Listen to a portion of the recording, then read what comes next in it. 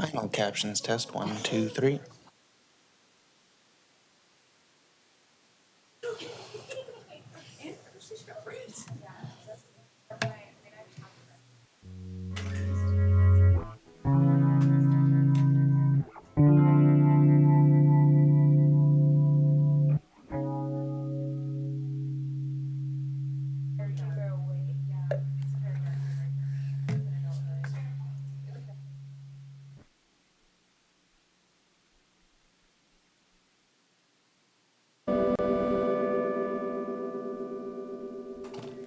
Hey, Christina.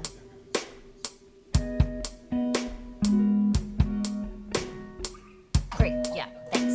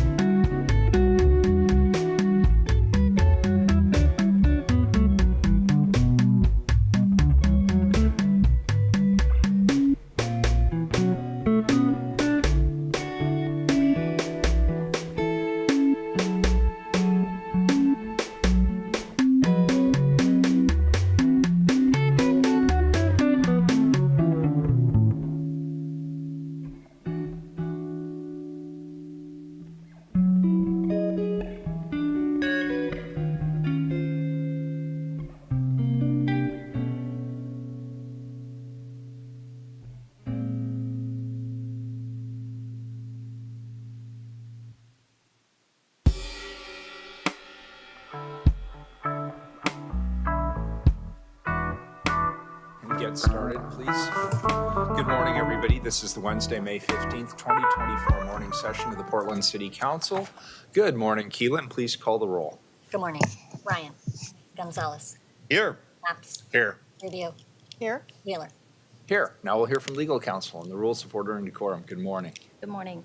Welcome to the Portland City Council. To testify before council in person or virtually, you must sign up in advance on the council agenda at www.portland.gov/council/agenda. Information on engaging with city council can be found on the council clerk's webpage. The presiding officer preserves order and decorum during city council meetings. The presiding officer determines the length of testimony. Individuals generally have 3 minutes to testify unless otherwise stated. A timer will indicate when your time is done. Disruptive conduct such as shouting, refusing to conclude your testimony when your time is up, or interrupting others' testimony or council deliberations will not be allowed. If you cause a disruption, a warning will be given. Further disruption will result in ejection from the meeting. Anyone who fails to leave once ejected is subject to arrest for trespass. Additionally, council may adjourn and reconvene virtually. Your testimony today should address the matter being considered.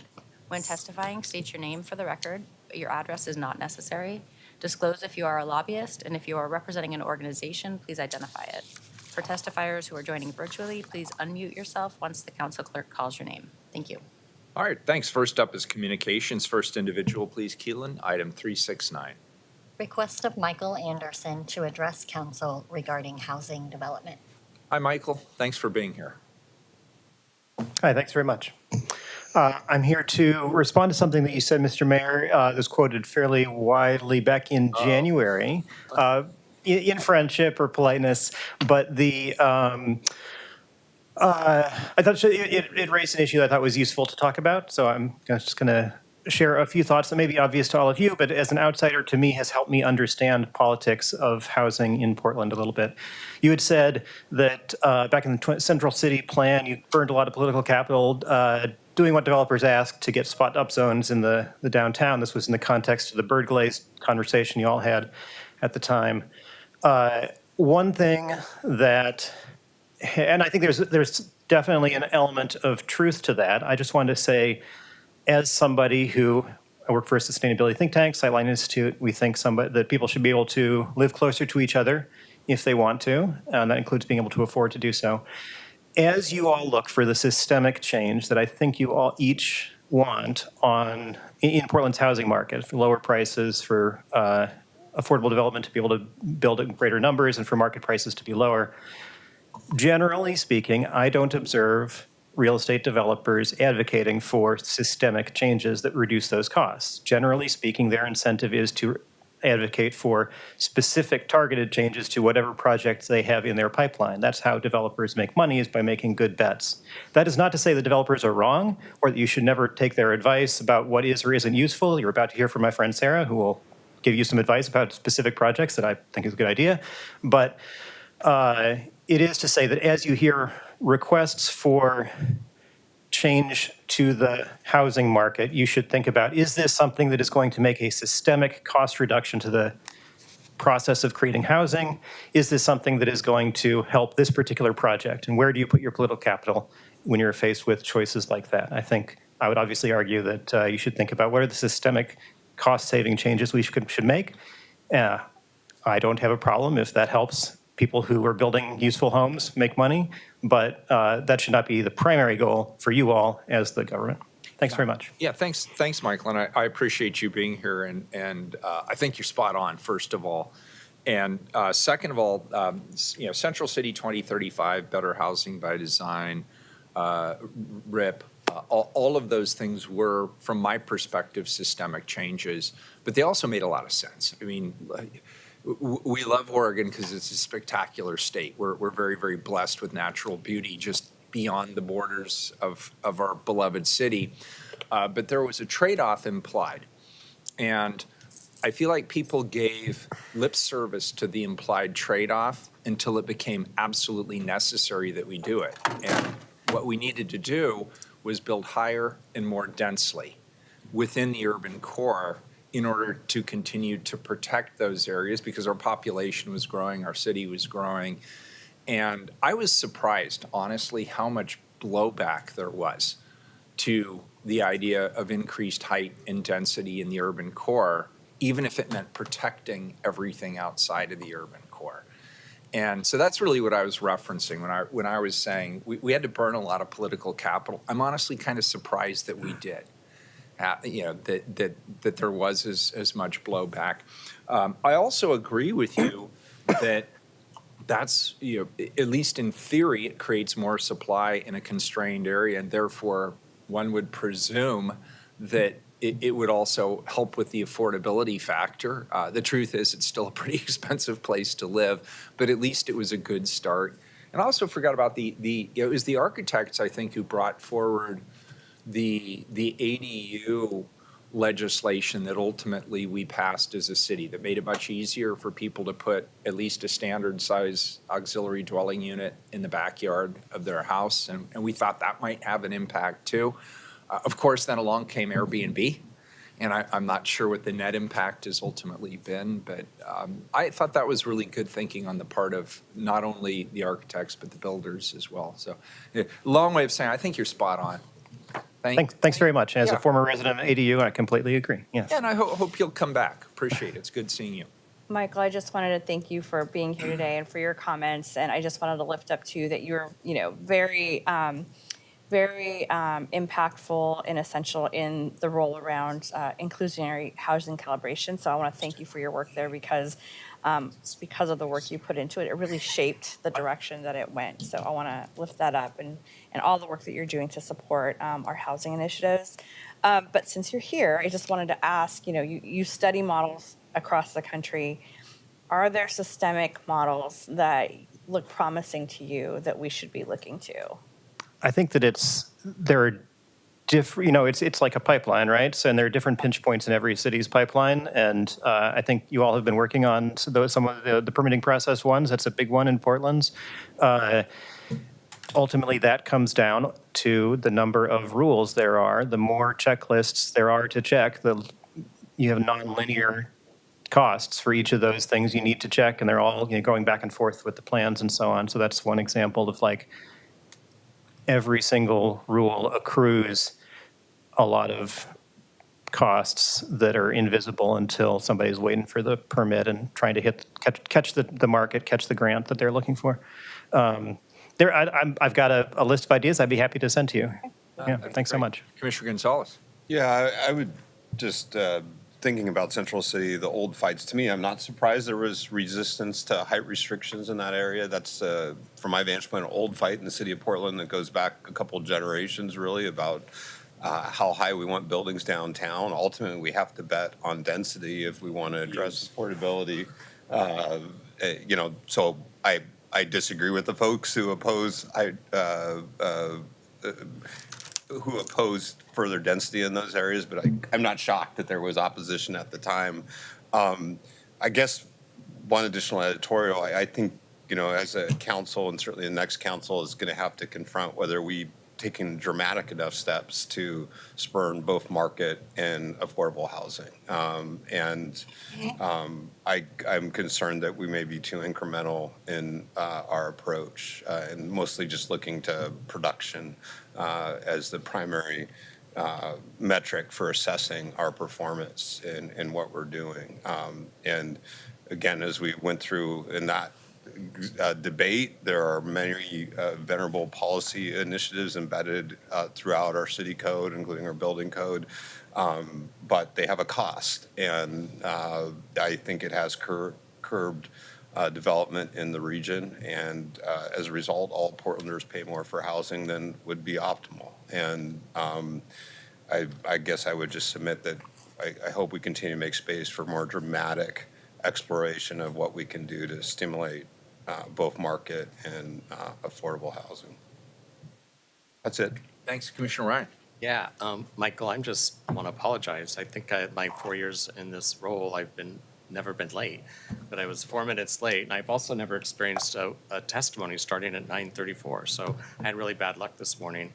I learned a lot from you, and I will watch this later. So thanks for being here. I look forward to hearing what you have to say. Thanks so much for the nice words. Great, thank you. Appreciate it. We'll see you again soon, we hope. Item 370, next individual, please. Request of Kalpana Krishnamurthy to address council regarding Rose City self-defense. Good morning.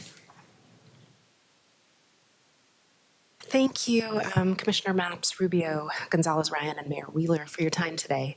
My name is Kalpana Krishnamurthy, and I'm a volunteer self-defense instructor with Rose City Self-Defense. I'd like to start by thanking the mayor for restoring our funding in the next year's budget and all of the council members for committing to keeping that funding in place through what I know will be a tight budget process. At Rose City Self-Defense, we teach basic personal and community safety skills. Through workshops in community centers hosted by nonprofits. In schools, we teach skills like listening to your intuition, assertive communication, situational awareness, escape options, and physical self-defense skills. Since 1975, we've reached more than 110,000 youth and more than 45,000 women and girls. The most common question I'm asked in a self-defense class is if I've ever actually had to use my self-defense skills. And most of the time, I used to answer that as a way to kind of flip it and talk about how I've used my intuition and I've used my assertive skills to keep me safe. But on September 8th of 2022, I had to use my self-defense skills when an individual barreled through my front door. It was the height of the pandemic, and my husband and I were working from home in Southwest Portland when a person literally ran into our house. As they raced around my kitchen, looking out the windows, talking incoherently about someone following them and trying to hurt them, I knew two things with absolute certainty. One, I could physically take this person down if I needed to because of the physical self-defense skills that I had learned. And two, I needed to de-escalate the situation. So while my husband talked to 911 dispatch, I worked on calming this person down. I did what we teach in our classes. I took a deep breath, I tried to ground myself, and I started talking to them. Eventually, we sat at my kitchen table, and they drank a glass of water. As we were sitting at the table, though, I realized that the unused cutlery from breakfast was sitting on the table, and that there were knives in front of us. So I took my hand, and I put it down on top of the knife to cover it, so that that knife couldn't be used against me or grabbed. I kept talking, and eventually they were calm enough to hold a conversation with me. I knew that it would be better for all of us if this person was not in my house when the police arrived. But I didn't want to risk having my husband and I drag them out of our house and escalate the situation again. So, taking a deep breath, I used assertive communication. I said, "My kids are about to come home, and I need to turn into a mom, so I need you to come with me outside." They stood up, they came with me, and by the time the Portland police arrived an hour and a half later, we were sitting in front of my house. All of this sounds a little fantastical, I know, but this is the impact of self-defense classes. I was able to pay attention to this person's behaviors and see that they weren't violent or threatening, that they were scared. I used the skills we teach, like breathing, keeping myself calm, noticing my surroundings and what could be used as a weapon, and then I waited for an opening and kept talking. This is what we teach at Rose City Self-Defense. We teach de-escalation, verbal skills, and physical skills. This is why the program is critical, and it never should have been on the cutting block. I'm grateful to you all for committing to restoring the funding and appreciate your support. Thank you. Appreciate it. Commissioner Rubio. Oh, no, I just had my hand up from before, sorry. but I'll take the time to say thank you. And I know this program, the origins were at University of Oregon when we were students there, and it's hugely impactful. So thank you, and I'm glad that those skills came in at a critical time. Yeah. Harrowing story. Thank you for sharing it. And I'm glad that you had the skill sets you had. And obviously, during that time in particular, police response was severely challenged, as you mentioned. And so I think it is a good message to people. I'd like people to be able to rely on our police bureau at all times, but there may be times when that's not possible for whatever reason, or you're just not in a place where you can reach a phone. And so having the skill set's critically important. And I appreciate you giving us frankly, a harrowing narrative, but an important one.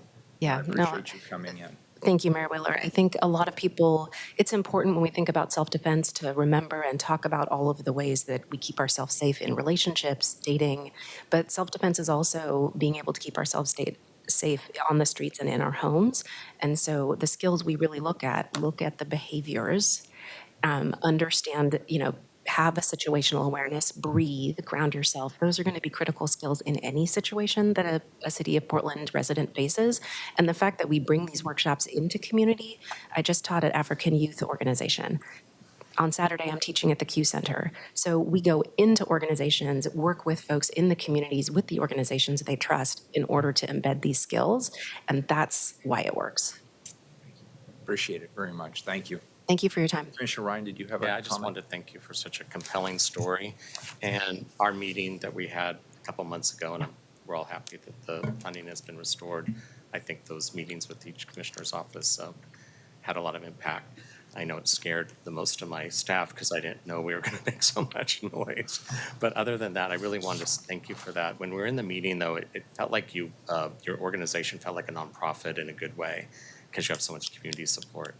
And I hope that we can figure out how you can also supplement your budget with some private gifts. And so I hope whoever is overseeing that will look into that Great. Thank you. because there's a lot of support for your organization. Thank you. We would be happy to do that. And we see ourselves as a free city-funded program where we are the front end of a pipeline that also funds domestic violence shelters and that funds victim services. And investments in these areas by the city to make these free are a part of deterring the later investments that we might need. Spot on. Thank you for your time. Thank you. Appreciate it very much. Next individual, please, Keelan, item 371. Request of Rob Galanakis to address council regarding transportation users. Rob is online. Hi, Rob. Hello, everyone. Good morning, Mayor Wheeler, Portland Commissioners. My name is Rob Galanakis. I'm actually going to talk to you today about a trip I just got back from. The city I visited was dynamic and vibrant, but just 5 years ago, its story was different. The city had, so to speak, run up a bill over previous decades, and that bill had come due. Failure to build housing during boom years led to astronomical housing costs and a homelessness crisis. The city had multiple years of record traffic violence. Infrastructure backlogs were massive. Transportation maintenance backlog was the size of the entire city budget. Most of these issues had poor land use and transportation policies at their core. Almost 50% of the urban surface was paved for automobile use, with 20% being for off-street parking. Lots in prime areas were often vacant and underdeveloped. The city was in a vicious cycle. Expenses rose, maintenance was deferred, service delivery got worse, and revenue declined.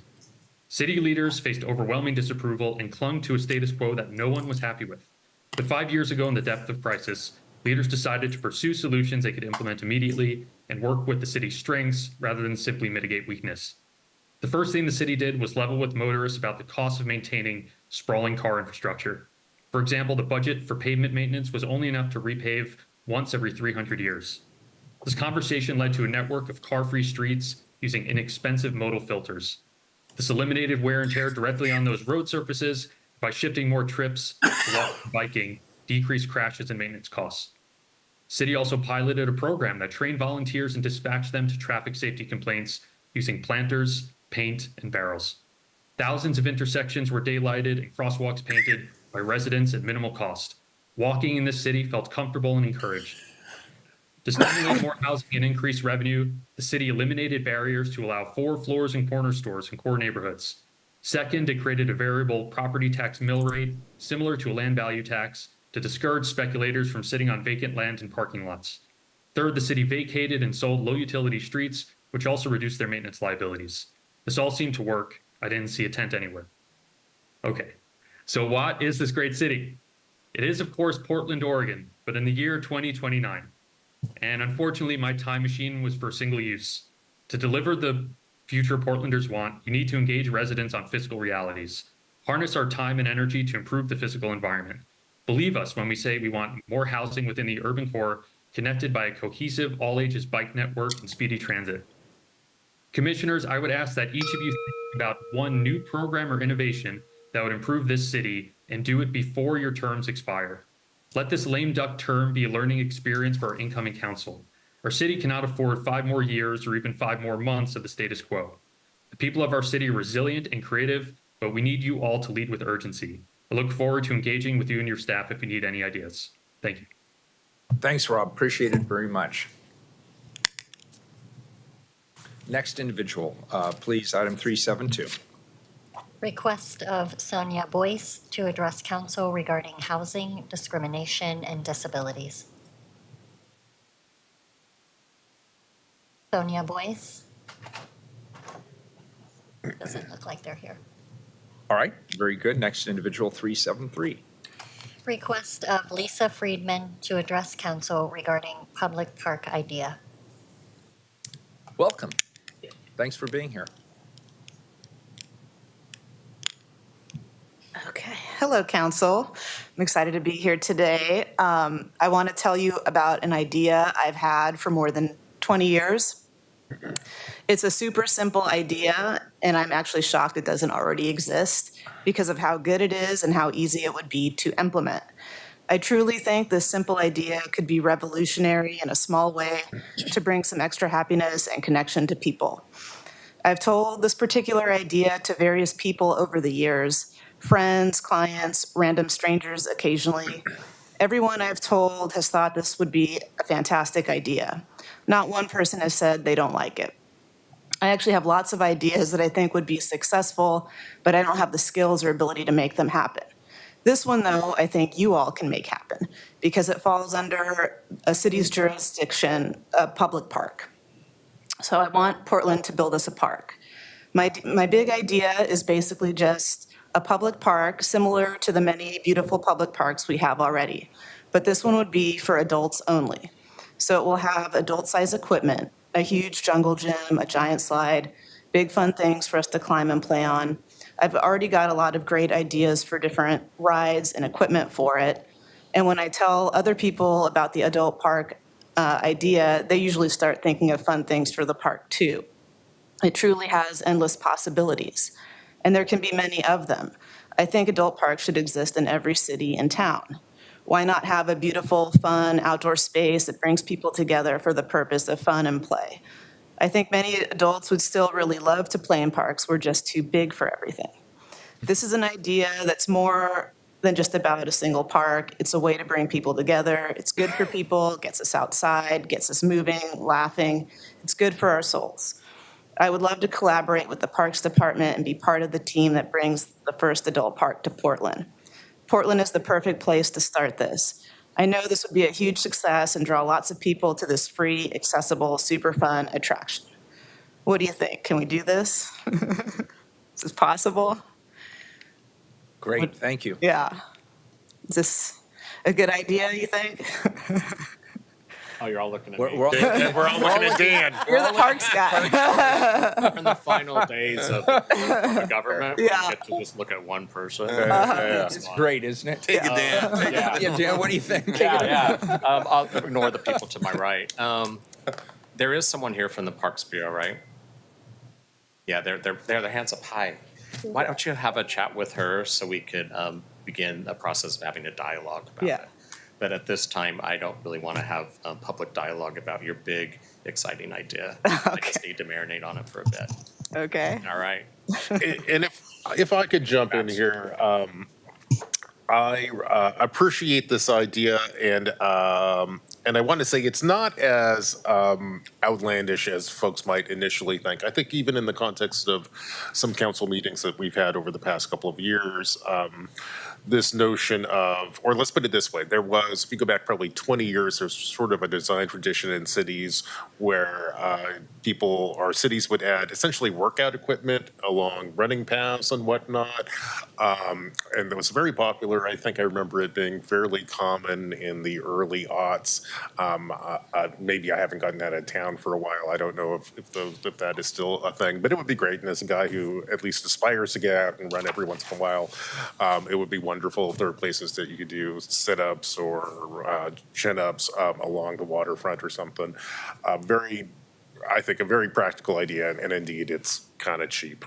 No, I think the fitness conversation is one thing. I heard actually a different spark idea. Yeah. Yeah. Yeah. There could be a lot of different iterations, and I know there are. Fitness, we would Yeah, that could be there too, but I've got some other ideas for kind of like you wanted structures.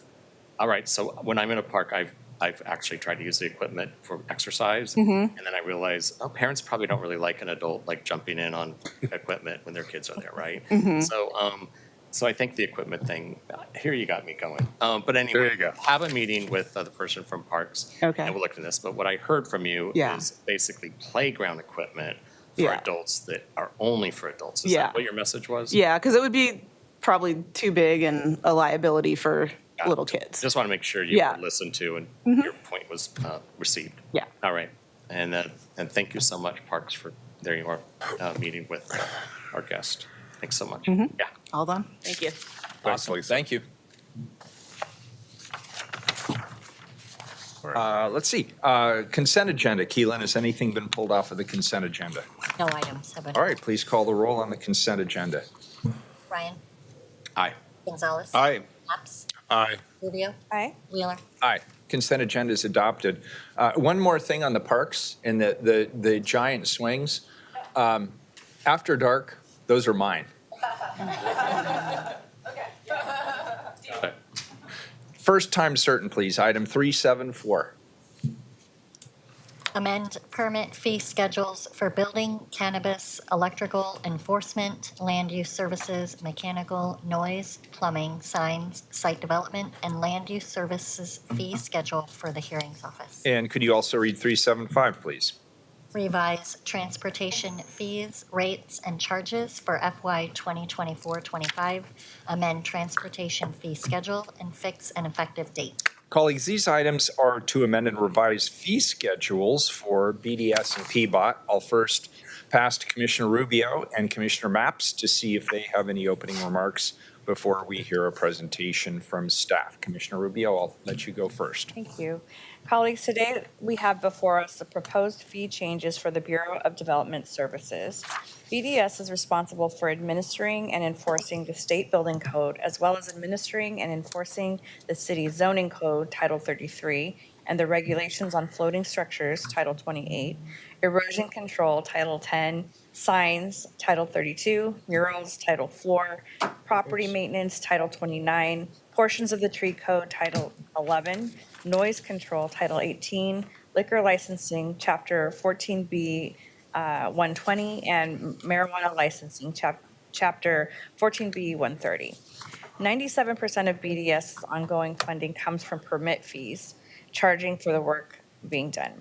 BDS revenues and reserve levels have declined in the past year due to the downturn in the construction industry, while costs continue to rise due to the inflationary economic environment.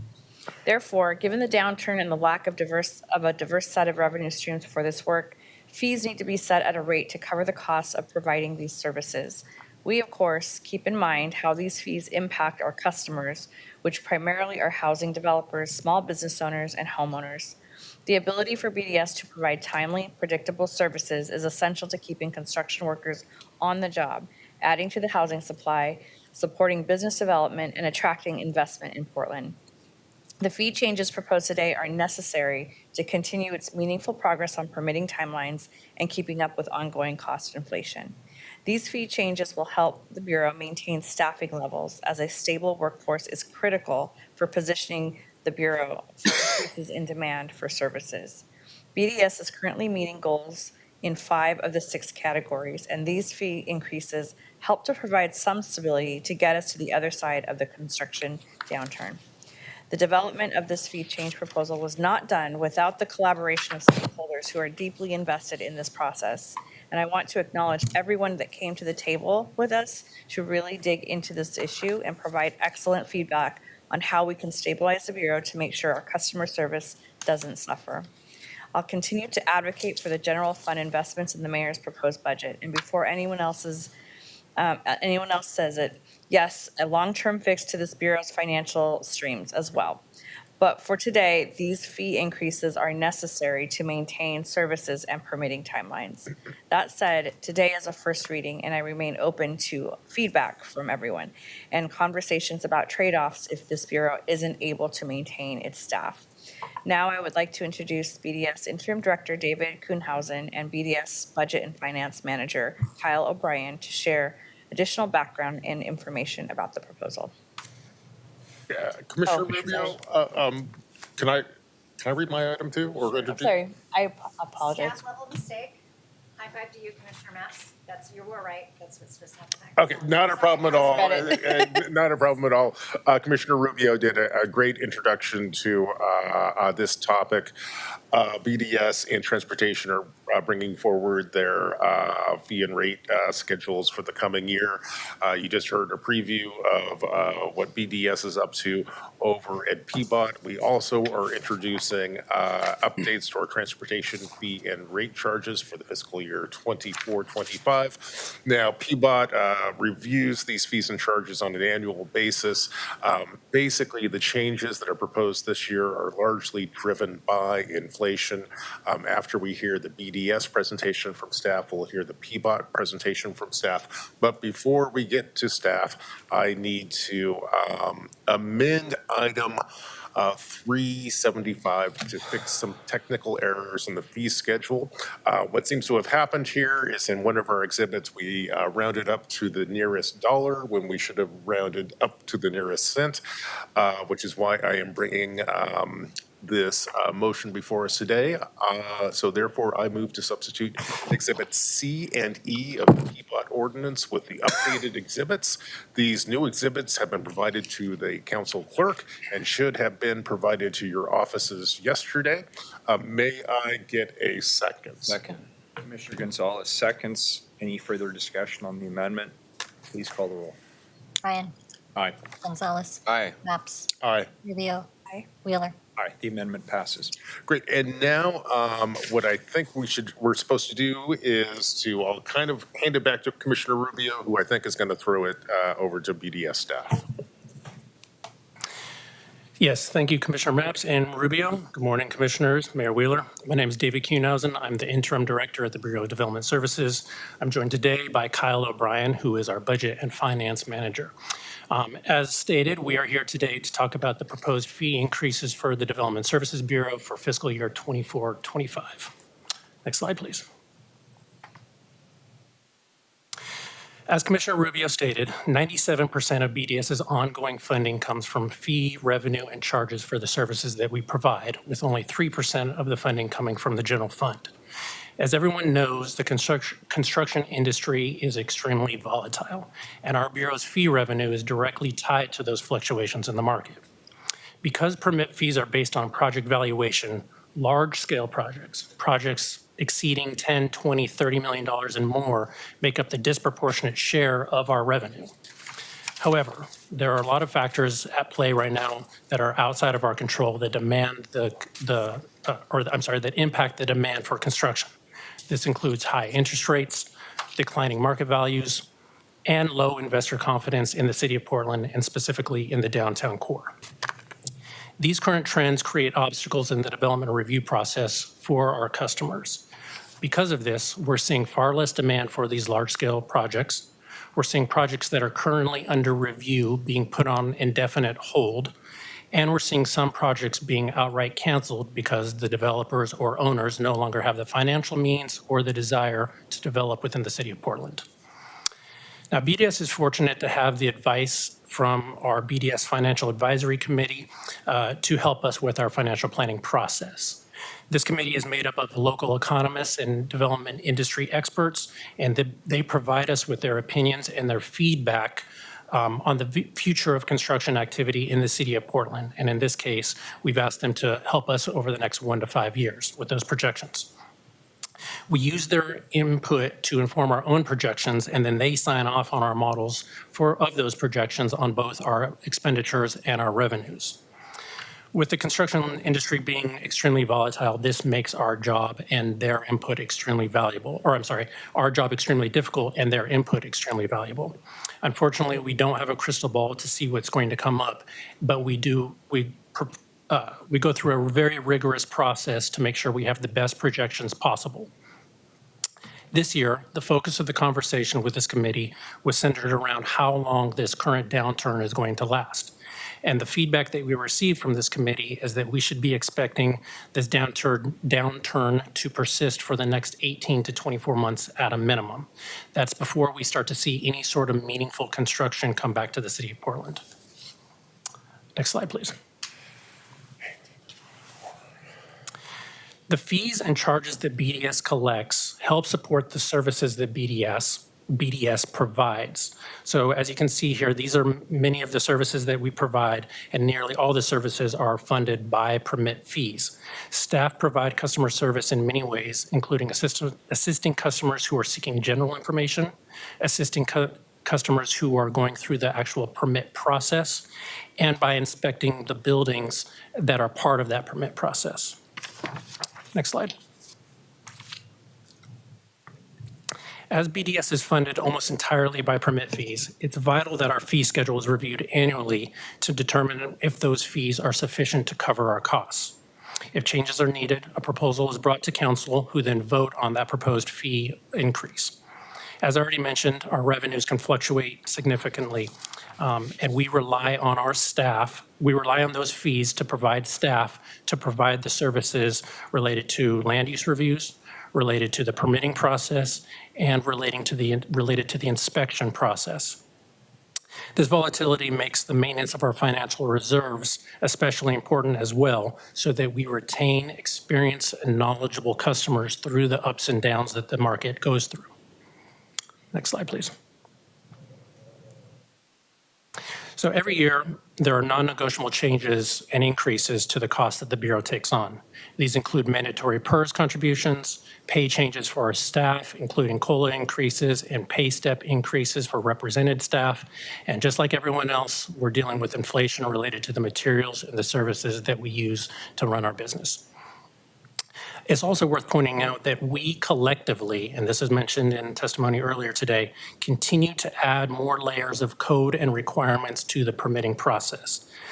It's worth noting this because this requires additional time for our staff to learn these requirements. It requires additional time to help educate our customers related to these requirements. And it requires additional time to review the plans to make sure all of those requirements, both new and old, are showing up on those plans. Next slide.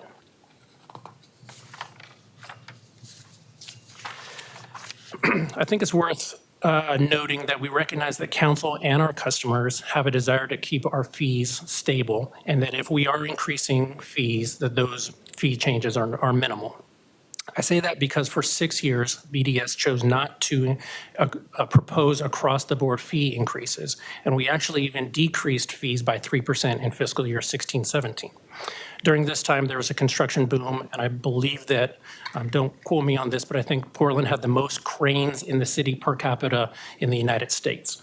So we were able to achieve cost recovery during that time and build the reserves to support our numerous programs. Meanwhile, as I mentioned on the previous slide, our costs continue to increase year after year. So unfortunately, by 2019-20, those costs then exceeded our revenue, and we had to go forward with additional fee increases at that time. Unfortunately, this past year has seen BDS draw heavily on our reserves, and we're now in the process of gradually increasing fees to cover our costs once again. Next slide, please. In order to cover those costs, BDS is proposing to increase most fees by 8%. There are a couple exceptions to this that would exceed that 8%, though. Those include our accessory short-term rental fees that were initially set far below cost recovery, and the Bureau does not currently have the resources to meet the demand for that industry. The fee increase that we're proposing there is to make sure that those costs are covered. Similarly, with our field issuance remodel program, known as FIR, which is a very popular program for customers in that program, we are increasing fees by 15% to make sure that that program is financially self-supporting. On this slide, it shows what a new single-family residence valued at approximately $275,000, what that fee increase would entail. And the total to those BDS fees would be approximately $545. Now, should fee increases not be approved, and should we get to a situation where we see less staff available to answer the questions and assist customers with the permitting process, the actual cost there would far outweigh this additional cost that we're proposing today. Every single phase of the permitting process at that point would take much longer, and as we know, the permitting frustrations are not just around the actual costs, they're around the timelines associated with that. We also fully recognize that for some customers in our community, they may need to make necessary repairs, especially when there's unsafe conditions, and that even minor permitting fees can be cost prohibitive to some of those customers. We continue to offer a fee waiver process for low-income customers to obtain reduced fees. Next slide. As you are all aware, BDS is in the midst of some very challenging financial times. We have needed to draw heavily on our reserves over the past year, and this last winter, we made the very difficult decision to lay off 73 employees in the Bureau. Despite these layoffs, the Bureau continues to draw on our reserves, and without intervention, we anticipate that we will fully deplete those reserves by the beginning of fiscal year 25-26. Should this happen, the Bureau is going to have to significantly alter our operations. BDS would need to cut our expenditures through massive layoffs in order to achieve 100% cost recovery. Many of our services would be cut or drastically reduced, and our permitting timelines would grow significantly. Additionally, it would put BDS in a position of playing catch-up to the private sector in the development industry when permitting picks back up, and have to make us compete with them for the staff to perform these functions. This is a scenario that we need to avoid at all costs, because this is not just an 18 to 24-month process or problem. This is going to impact this entire industry for years to come. Fee changes are an important facet to our Bureau strategy to continue to provide services during this downturn. We're doing everything internally we can, most notably instituting a hiring freeze. We're also anticipating the attrition of approximately 30 employees over the next 24 months, positions which we don't have any intention of filling in the near future. So to make things more concrete, the 8% fee increase that we're proposing today is the equivalent to us retaining 24 employees. However, if fee increases are not approved, we will have to make some very difficult decisions in the very near term about our staffing levels. Next slide. And before we get into the questions, I do want to echo Commissioner Rubio. We did significant outreach related to these fee proposals with our industry stakeholders. In March, Commissioner Rubio's office and BDS staff met with a group 3 separate times to talk about the options that we could pursue related to this problem. The group was generally supportive of our fee increases as a way to retain staff who perform these functions, understanding that a reduced staff increases timelines for all of the projects that come through. We have communicated with our Development Review Advisory Committee, known as DRAC, who is a board made up of representatives from the industry. We did that in April. We have also met with key stakeholder groups, all the managers involved in this, to inform them of this proposal. And we have notification on our website and have shared this via social media. And that concludes the presentation. I had a couple quick questions. Commissioner Gonzalez. Just can you remind me, for the field issuance remodel program and the neighborhood inspection programs, where are those triggered? When are those? I just want to make sure. I'm looking at 15% and 22% increases for those two. Could you just tell me about who pays these, when they're triggered? And so maybe I'll take the FIR. So FIR is a group within our inspections division that allows contractors to apply to work directly with a single point of contact or a team in residential remodel projects. It's basically a work as you go, and our inspectors go out to review the project as those as those contractors are actually working. So it's initiated by the contractors themselves. Is that primary residential that we're talking, or exclusively residential? Exclusively residential. We have a facility permit program that deals with, that has a similar process on the commercial side. And so what was the logic of raising that so significantly relative to some of the other fee increases? We've been operating below cost recovery for years there. In that program? Yes, in that program. And as I stated, that's a really popular program with our customers. In order to continue to allow new contractors into that group and to continue to offer services that are beneficial for those customers, we need to increase the fees there. Why is it so popular? It gives customers an opportunity to work with one point of contact, and that is really beneficial for those to build basically collaboration and communication between the inspector and the contractor. They know who they're going to get. They're able to communicate with them outside of our regular process. That's really the benefit of the program. And then on the neighborhood inspection program? You want to? Kyle O'Brien, for the record. The neighborhood inspections program increase, I think on the impact statement it showed 22%, but that's actually, it's 8% for all fees and charges except the accessory short-term rental increase that David spoke about in the presentation, so that the accessory short-term rental fees are increased by more because the services provided, we just don't have the funding to provide the services at the level that are needed. Did that answer your question? I'll repeat it back as I understood. So it's essentially maybe the same dynamic as the FUR program. We've been operating at well below cost recovery for some time and are trying to play catch up, or is it a different dynamic? It's similar to that in that when the accessory short-term rental program was implemented, the fees were set below cost recovery, I think at a desire from council at the time. I think you've probably seen, in the news in the last year that there's issues with the program and needing to be able to provide those services at a higher level.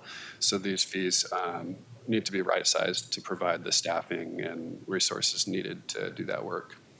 And so I think we had substantial examples of folks just not complying with the rules, right? That's circumventing the rules. Is this essentially the folks that are properly registering and getting properly inspected for the program? Is that what this is paying for? Yes, registration for that program. I guess here's sort of a concern in the abstract, right? If we dramatically increase the cost of compliance, will that discourage people from complying?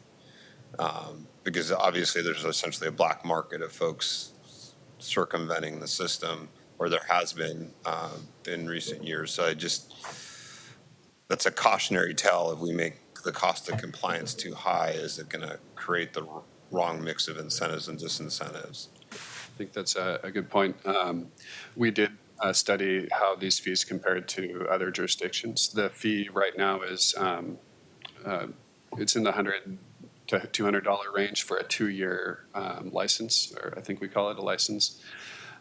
This increases it in the $300 range for the 2-year license. So it's in terms of dollar amounts, it's actually, I think, still pretty affordable. It's just that starting from such a low dollar amount, it makes a higher percentage increase. Got it. And then on the FUR program, what are typical fees right now in that area? It really depends on the amount of time the inspector spends. So if a smaller project, they're billing per hour. And so a smaller project, bathroom remodel, for instance, can be, relatively nominal. Larger scale projects that actually fit within the FUR program, still fit within their criteria, are going to be a little bit more, but it's going to be within, a couple $1,000s tops. But it also depends on the scope of work, and it depends on the number of fixtures that are added, and making sure that other bureaus, there are fees that other bureaus assess as well. Okay. I mean, I recognize that this is going to affect people across the income scale, but this is truly going to affect everybody, right? Anybody who wants to do a remodel, that, I don't know. I just have some concerns about further costs to the middle class that feels like they're getting hosed in the city of Portland. Absolutely. Well, if it helps, the $275,000 valuation is for a new house. That's significantly larger than a bathroom remodel or a kitchen remodel cost would be, although probably not that much anymore. But a $545 fee in addition is taking into account a $275,000 valuation. So I don't have the figures in front of me, but if you're looking at a $5,000 bathroom remodel, that difference is going to be, $75 or so. But is there any bathroom remodels that are $5,000 anymore? It's a great point. I don't even know. Kind of talking 50,000, right? It's bathroom remodel. It depends on the bathroom remodel, obviously, but it should be right around 20,000, 25,000. I have a small bathroom. Yeah. Okay. I'm done for right now. Thank you. Commissioner Maps, we can hardly wait. Go. Great. Well, thank you for the presentation. 2 quick questions. What's the plan, or maybe even the process for developing a plan to update the financial model for BDS? I don't know if that's for staff or Commissioner Rubio or Commissioner Rubio's chief of staff. Do we have? Are you talking overhead? Are you talking the whole?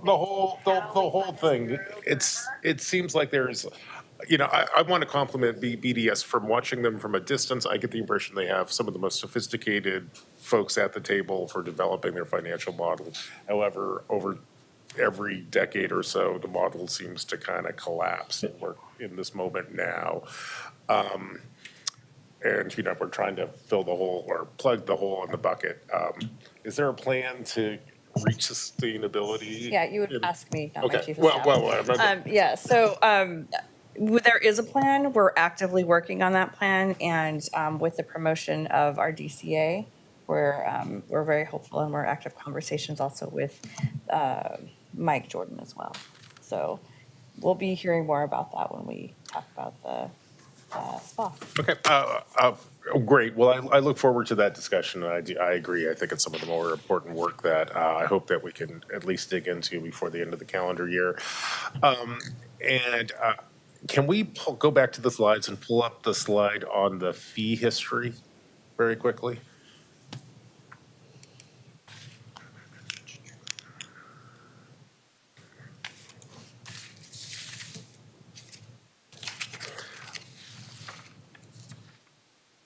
So, and this is maybe a question to staff, but really more of an observation to my colleagues on council. We have some years where we didn't do fee increases, or we even did fee decreases, and then a few years later, we find ourselves without enough resources to do our basic work.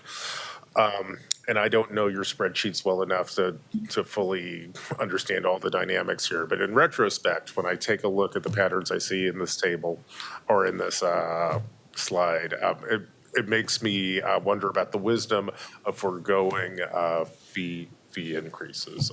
I'm sure there's a way you could illustrate, what we would look like today if we hadn't foregone fee increases or even decreased fees, not that long ago.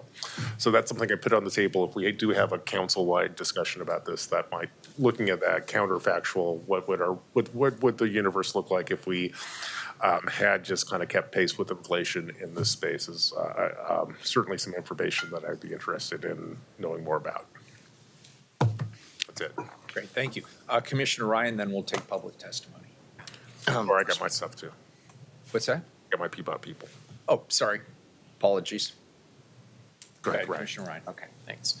Hi, good to see all of you. And this because I was the commissioner oversight for 2 years and 3 months. I have some context here, and I understand why this is with us today. I do have some questions, though. Commissioner Gonzalez touched on some, and I just want to understand a little bit more and hear it from you directly about why those two were well over 8%. And I know that people enjoy those programs. They like to utilize them, and they can afford to utilize them.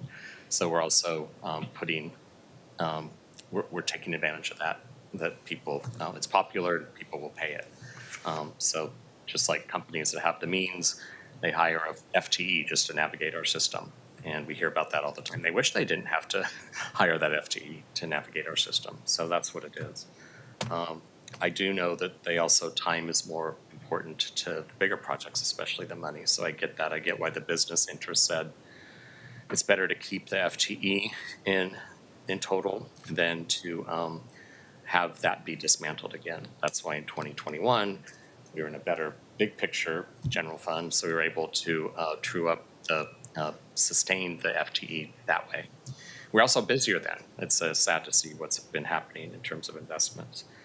There's a couple more that stick out, especially the cannabis licensing program, because that's not a permit. And I hear from small business owners who own cannabis shops that they're really getting hit hard. They have some challenges already just because they're not federally connected to the banking system, as you know, so they work with cash. The state and OLCC has licensing on them. And what I hear is that our fees are now higher than the state's, so they're not happy, and I think we've all gotten some letters from them. So I'm just curious how that got into this mix. It felt like it was separate. Noise program too. I know these came from Civic Life, but I just wanted to single them out as a little bit different than some of the other ones I had more knowledge about. So for the cannabis, And did you do outreach to small business owners in the cannabis industry who are reaching our offices about their concern with having yet more fixed costs make it difficult for them to stay afloat? yes, the cannabis program manager did outreach to the industry on the proposed fee changes. The cannabis program in particular, like you mentioned, this came over from Civic Life at the beginning of this fiscal year. It's operating below cost recovery in 80-something percent, I believe, so far this year.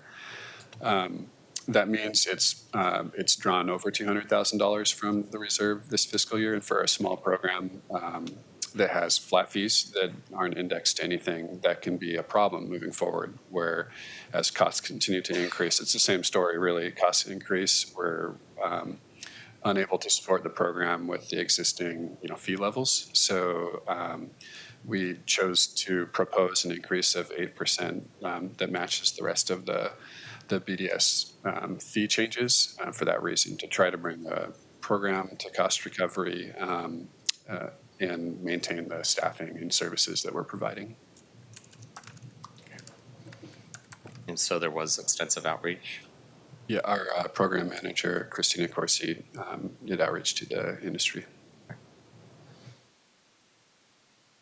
I think that's it. Noise program's a much lesser amount, but it's a similar story. Yeah, noise program, their fee increase, I believe, they had some restructuring of fees in that program, which some fees went up, some fees actually didn't go up at all or went down because of that. And when we're in this space, I just want to put out how exciting it will be to figure out what to do with this. There's got to be an opportunity with what's really some disheartening information, big picture. And we are doing this while we're integrating the permitting system. The good news maybe is that they're not so busy right now, so they'll be able to lean into this and get it done. So I guess I'm interested in hearing about how we'll take advantage of a time where we have a lot of employees that are probably not as busy as they've been. I mean, that's what this is indicating.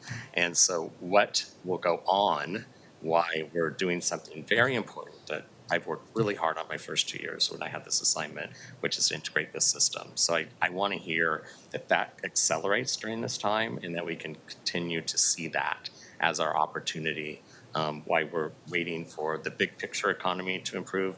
And let's face it, the conditions in Portland that make us inviting to investors again. Yep. So it's on us as well in the city, which is why we have priorities in this budget that are connected to this. Yeah, absolutely. This is an opportunity to look at these programs and projects that are underway to figuring out what the highest priority is and how we can support staff through this transition. In terms of how busy we are, we did lose 73 employees, and that work has had to be absorbed by the remaining staff. So, we are still quite busy, but there's a lot of I'm happy to hear that. The numbers did indicate that. Yeah, So it was easy to say that. Yeah, so there's still a lot of work to be done, and every time we work on an improvement project or we have, suggestions on things to track down, it requires staff time to actually do that, and that pulls us away from our day-to-day work. So there is a balance there, absolutely, but like I said, this is an opportunity to relook at how the permitting process works, how we're funded, making sure that we're there to support this industry when things pick back up in 2 years, and that we have the staff in place to meet the demand at that time. Yeah, and I'm happy to hear that. And I think that often we do continuous improvement change. It's too top down. And so I hope we use this as an opportunity to really include those on the ground, to be a part of the system change and really listen to their voices and spend more time including them in how we go about this. So I'm just trying to help think out loud with you about the silver lining of this. Absolutely. Thanks. Thank you. Commissioner Rubio. I just want to say thank my colleagues. These are really good questions, and so you're getting a sense of what we're having to grapple with. They're really hard.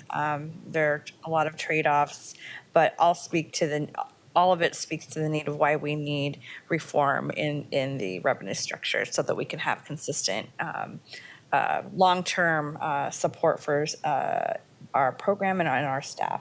But I just wanted to reference I just remembered this late, Commissioner Maps, in answer to your question too. We do have an existing budget note I believe that requires our overhead model to be presented to us by, or we have a deadline by September 1st. So sorry, I didn't mention that. I remembered after. Thanks. So that's it. Thanks. Great. Why don't we go to public testimony? Oh, wait, I'm sorry, the presentation. we still got for Peabody here. Go for it. One more. All right. Good morning, everyone. Jeremy Patton, Business Services Group Director at Peabody. Joining me is Will Terry, who is our forecast analyst at Peabody. And then I have some folks in the room in case there are specific program questions. I may have to call them up. And I think we're just waiting for the slides to pop up.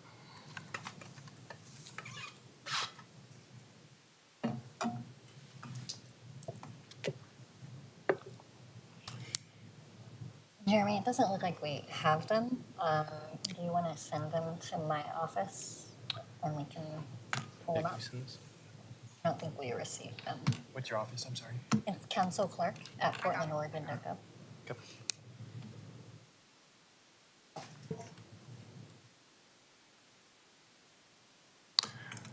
I can probably do one slide. Just it's a notable fee slide. Maybe I'll just start there, and then we can jump in when more detail shows up here. So most of the fee increases that you'll see before you today just reflect inflationary adjustments for rising staff and materials costs, like the commissioner mentioned before. The slides that will follow, we're going to highlight the fees rising at a higher rate than inflation. So you notice that there's a trend on many of these fees. They're on multi-year paths to achieve full cost recovery after holding many fees flat during the pandemic.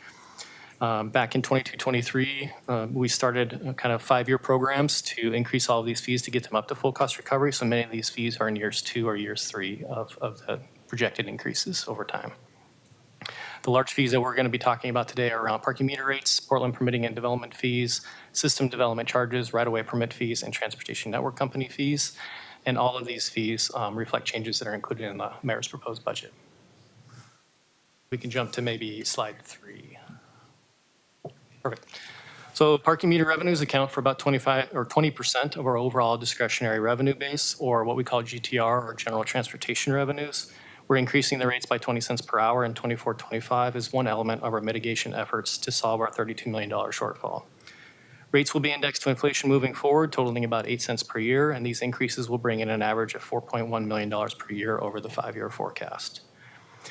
Along with parking, we have parking permit revenues, which are included in our unmetered districts and account for about 10% of our general transportation revenues. These rates are increasing by 10% as part of the 5-year plan to bring these permit fees to full cost recovery. And next year is year 2 of that 5-year plan. Next slide, please. Development review fees are also on a 5-year plan to reach full cost recovery with scheduled increases of 18% per year across most of the fees. We're currently in the 3rd year of consecutive increases at that level. These fees will be collected by the new Portland Permitting and Development Bureau. And just as a point of context, Peabody development review fees represent a little over 1% of fees and taxes paid by a typical development. System development charges are also increasing by 8%. Per city code, rates increase or decrease by the average of the 20 city construction cost index.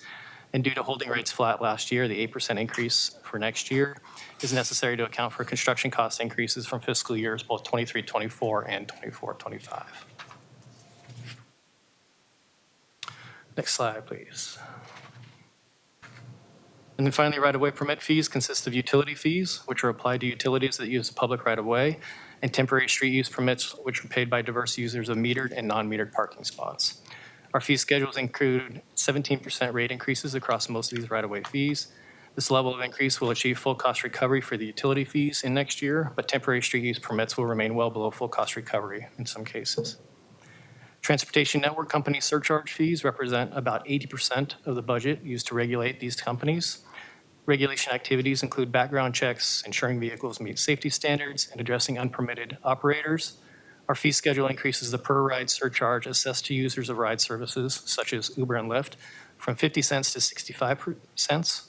This is the first increase in 9 years and is necessary to account for inflation. We're also adding an accessibility surcharge of 11 cents per ride, wholly devoted to funding initiatives that increase access and service levels for individuals that rely on private for hire accessible transportation services. And this surcharge brings us in line with other cities who provide these services. Relatively quick presentation. We didn't have a lot of time, but happy to answer any questions. Commissioner Rubio.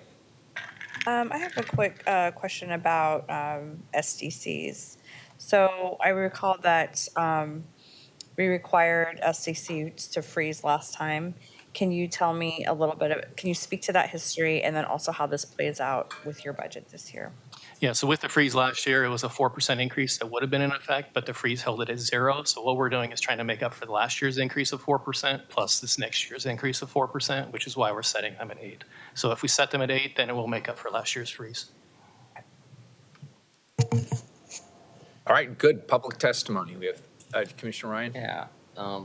Similar question, Commissioner Mapps, you were asking Commissioner Rubio about the conversations with stakeholders on what's the vision and the plan.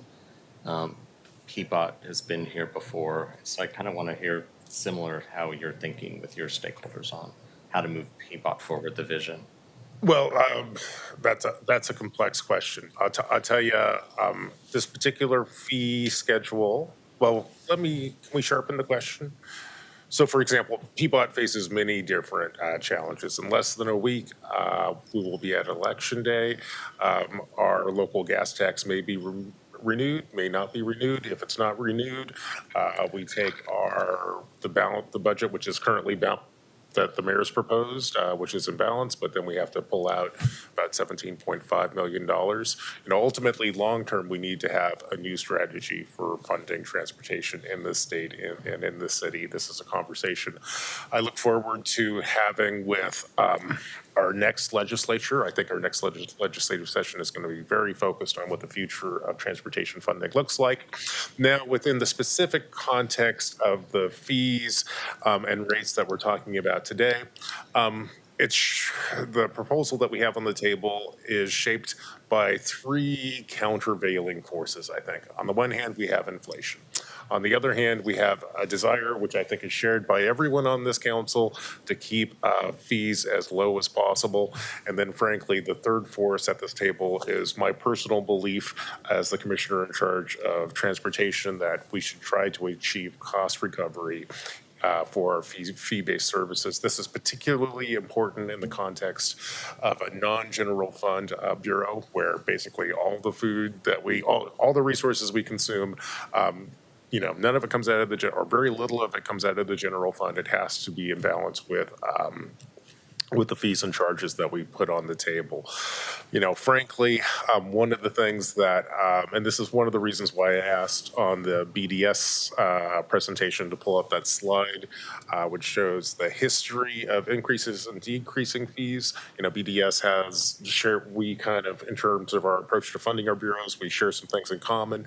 Certainly one of the things I see in the transportation space is that when we forego fee increases in the face of real expenses, that just kind of pushes your problem out into the future and frankly tends to make it worse. So I am trying to keep fees as low as possible while at the same time putting us on a glide path to achieve frankly a balanced budget. And even with some of the proposals that we have on the table today, I'll tell you, let's take our development review fees, which is 18%. That's a lot, frankly. But even with that, if I were to actually do a straight up cost recovery model, I'd have to increase fees by 67%, which is obviously unacceptable. In order to avoid that, we developed a 5-year plan where we're increasing fees incrementally. But even here, I have to both cut cost in the Bureau and I have to subsidize this program by the tune of about $930,000, which is a challenging space for the Bureau to be in. No, and I really appreciate your work on the measure that we all hope passes in big numbers on Tuesday. Thank you. Please get your ballots in. Give you a chance to say that.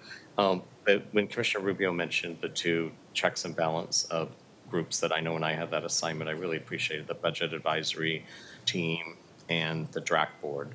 What similar systems do we have at PBOT that have that same type of dialogue? Sure. Well, let me turn this over to Jeremy. I think I was doing a count at some point recently. I think in PBOT I have maybe certainly more than a dozen advisory boards.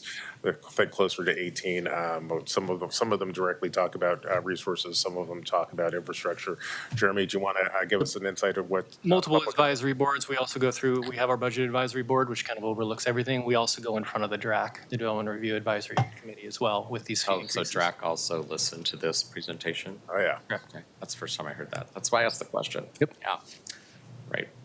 Thanks. Follow-up question. Commissioner Gonzalez. Are any of the advisory boards going to testify today that you're aware of on either side?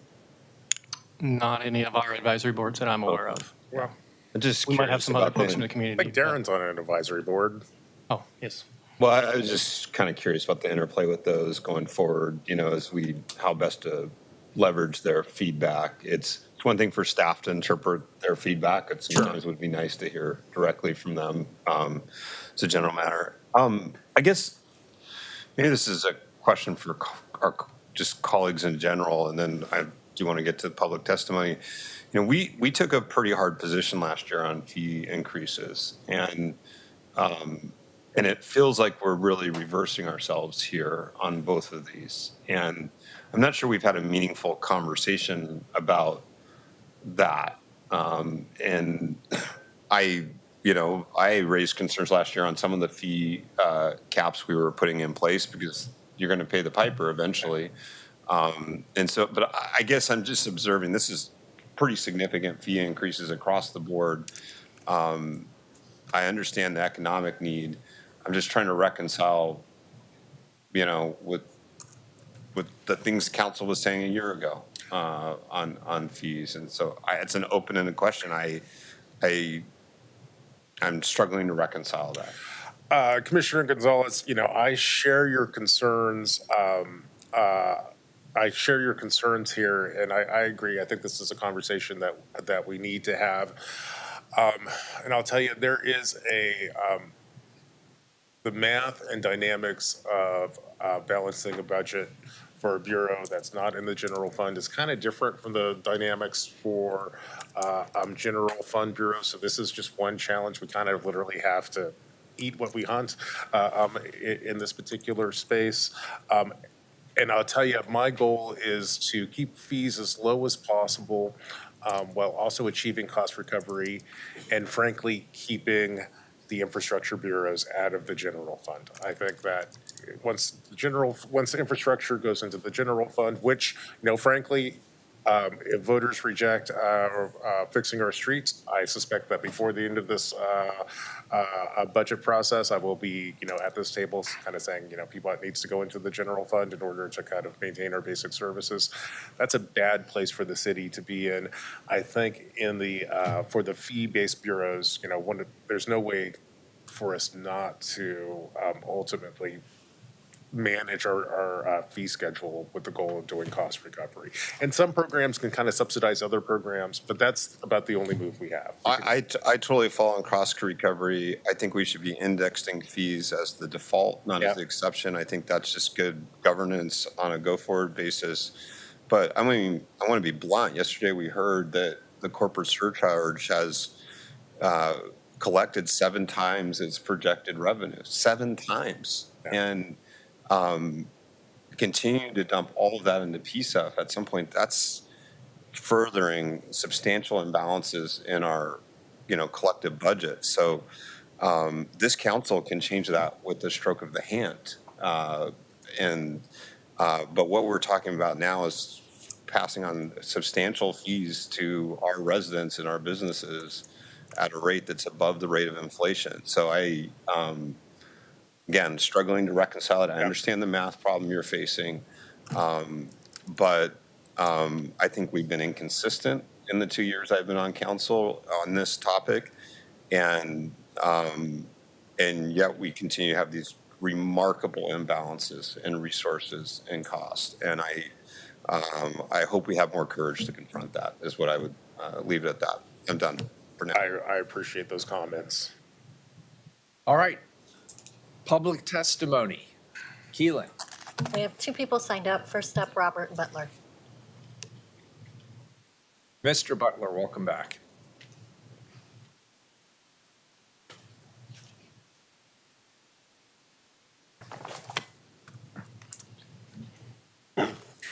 Mayor and Commissioners, thanks for being here. I'm Bob Butler, resident of Portland. So I would like to, before I start, I'd like to talk about a procedure, which is we have 2 ordinances, and I'd like to testify on each one. 3 minutes. On each. 3 minutes. Are we saying the same thing? I say 3 minutes on each, and I'm you the say presiding officer, and I'm saying 3 minutes. That means 3 minutes. 3 times 60 seconds. They're read together, so it's a package. 3 minutes. Okay. Thank you. Well, this comes as a surprise because I'm not prepared for that. And I wish that the public didn't have surprises like that. So I talked to you about the 3 Ps. The 3 Ps, productivity, people, and price and people. So on the productivity side, as far as BDS goes, they need to become more efficient. One of the reasons they're not efficient is because they're home at their little comfort zone instead of being supervised with close supervision at the office or at the workplace. Okay, so productivity. On that subject, I think I've covered it. As to price, the price is really extremely important for Portland to recover. And it's not going to recover if we put a obstruction to their creativity and guts to do anything in Portland. So the people thing is that besides getting people back to a workplace, is getting people back downtown. And Portland needs to lead the way to get people back to work. You should be the example of getting people back to work. Now, we have an important employer in Portland that has 10 weeks, given 10-week notice. If you're not back at your workplace, if you come back after that, you're not going to have a place to sit. That's what we need to do, is have that leadership to realize that the workplace is the best place for good work. As far as more to the price is the fact that we realize that any delay in processing permits is extremely hard for developers to take the chance because it's a high-risk chance. And we just saw that with the Bull Run project, where those costs were going up $1 million per day. So on the subject of the transportation, everywhere I see, almost every corner, people standing with hands on their hips, doing all of these foo-foo things all over the place, putting up pylons and blockades, closing streets, and it just seems like they're all finger painters, and they're just trying to be busy and spend money. And I think there needs to be a lot of reduction in these foo-foo activities that are going on in that department of PBOT. Let's work to the basics, and let's realize that property taxes are collected in Portland. And those typically would go to, I would guess, the general fund. And what is the purpose of property taxes? And you keep talking about, well, we don't want the general fund to pay for these things. Well, what are we paying our property taxes for? And then we have all this volatility because we have to change the rates. Let's realize what property taxes are for and stabilize things. Thank you. Thank you, sir. Next up, we have Sarah Radcliffe. Welcome, Sarah. Thanks for being here.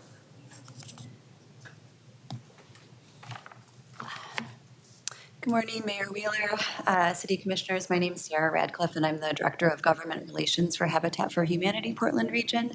And I'm here today to testify on behalf of Habitat Portland Region, as well as Proud Ground, which is the Northwest Region's largest community land trust, and Portland Community Reinvestment Initiative, PCRI, which is a affordable housing developer serving the Portland communities for 30 years, and Housing Oregon, which is a coalition of affordable housing developers and advocates.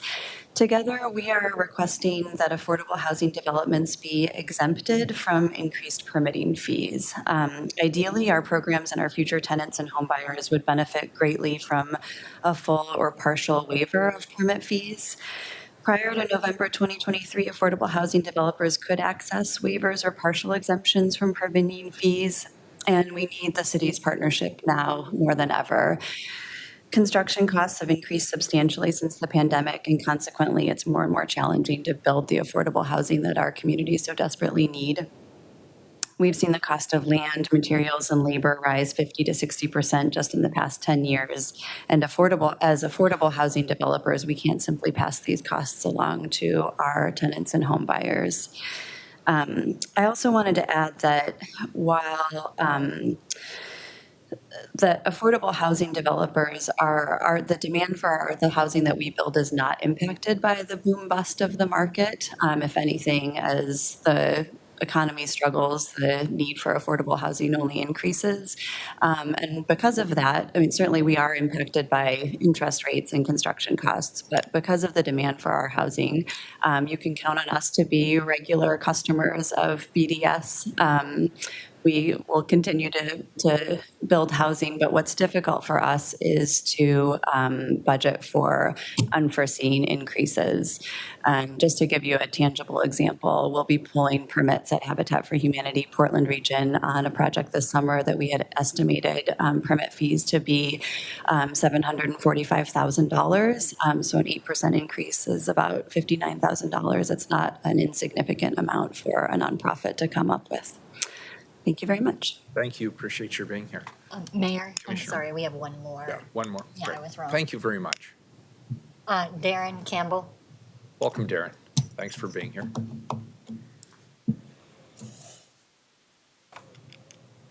Morning, Mayor Wheeler. Morning. Members of the council, my name is Darren Campbell. I am here today representing Radio Cab as taxi industry. However, I also serve as the chair for the Private Hire Transportation Advisory Committee. And in February of this year, we had a topic submission to increase the per ride fee that Uber and Lyft pays from 50 cents to $1.50. There was a need seen by the committee. There was overwhelming support, and that did pass. However, the process would slow that to get to this point. So I'm glad that PBOT representatives have brought some fee increases to that ride fee to the table. And I want to focus specifically on one, and that's the 11 cents that's added to the per ride fee specifically for the Accessible Transportation Fund. That 11 cents would be directed towards increase availability for wheelchair vehicles for those that need specialized transportation. And this is something that I have been extremely concerned about for several years. We've seen the cost and the availability of those types of vehicles get more and more expensive, less available, yet demand grows every year, especially with that baby boomer population aging. And I'd like to say aging gracefully, but I'm seeing it differently in the demand that we have for that specialized transportation. I would encourage you, if you're not in the Rose Parade this year, go find the dedicated handicapped viewing area and talk to some of those people and find out, one, how they got down there, and two, what their experiences are. I think you're going to find a couple things. One, it's going to be fairly empty because people just can't get those rides. The industry right now is completely overwhelmed with required and important medical transportation, and there's no rides available for grandma to get down to see her son play softball or go see her granddaughter be in the recital. Those aren't an option. So I think the mental health aspect of our disabled community being stuck where they are without having that ability to get around town is something very real and a very important subject that we need to look at. I would say that 11 cents, I think, is just not nearly enough. There's so much need. And I'll give you just a quick example before I finish up. When the 50-cent ride fee was initially put into place in 2015, Uber and Lyft had a $1, I'm sorry, I'll say Uber, I'm not sure where Lyft was. Uber had a $1 surcharge per ride. They've now increased that to $4, and that 50 cents has stayed the same. And I think if you compare those two, there's great reason to be able to do more. And I'll leave it with that, unless you have questions. Very good. Colleagues, any questions? Thanks for your testimony. Commissioner Ryan, did you have a question? I want to make sure that I follow up with you. That was really good testimony. Thank you, Commissioner. Yeah, and Darren, thanks for coming in here, and thanks for all of your service on our advisory boards. Appreciate it, Commissioner. Thanks.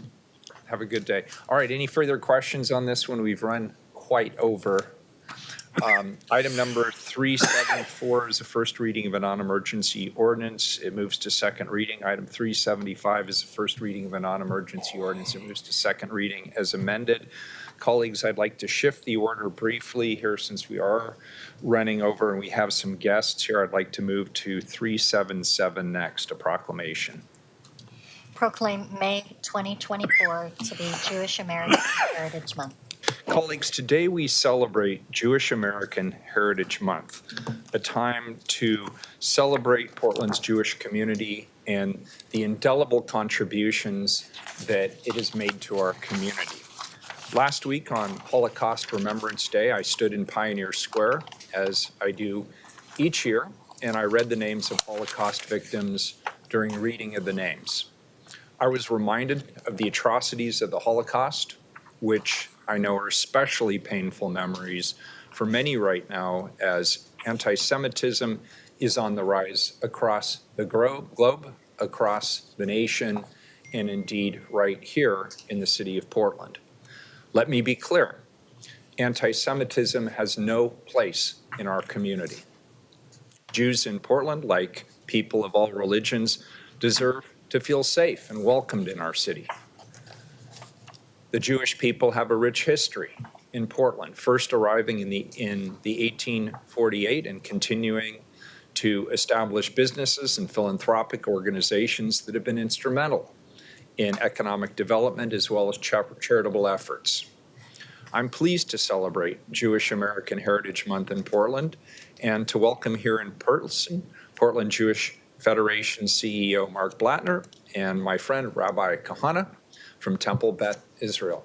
Welcome, gentlemen. Thank you both for being here today. Thank you, Mayor Wheeler. Commissioners, good morning. I'm Rabbi Michael Kahana, Senior Rabbi of Congregation of Oregon's oldest synagogue right here in Portland, Congregation Beth Israel, and I'm honored to speak with you today about the Jewish American Heritage Month. 370 years ago in 1654, the first group of Jews came to North America as refugees fleeing the Inquisition, which had come to their community in Recife, Brazil. There in New Amsterdam, they found safely a small measure of tolerance in a colony where only members of the Dutch Reformed Church could practice their religion in public. Jews fleeing oppression, expulsion, forced conversion, or death was a common theme throughout our 2,000 years of wandering. This tiny group consisted of 6 families, found on these shores a new and different world.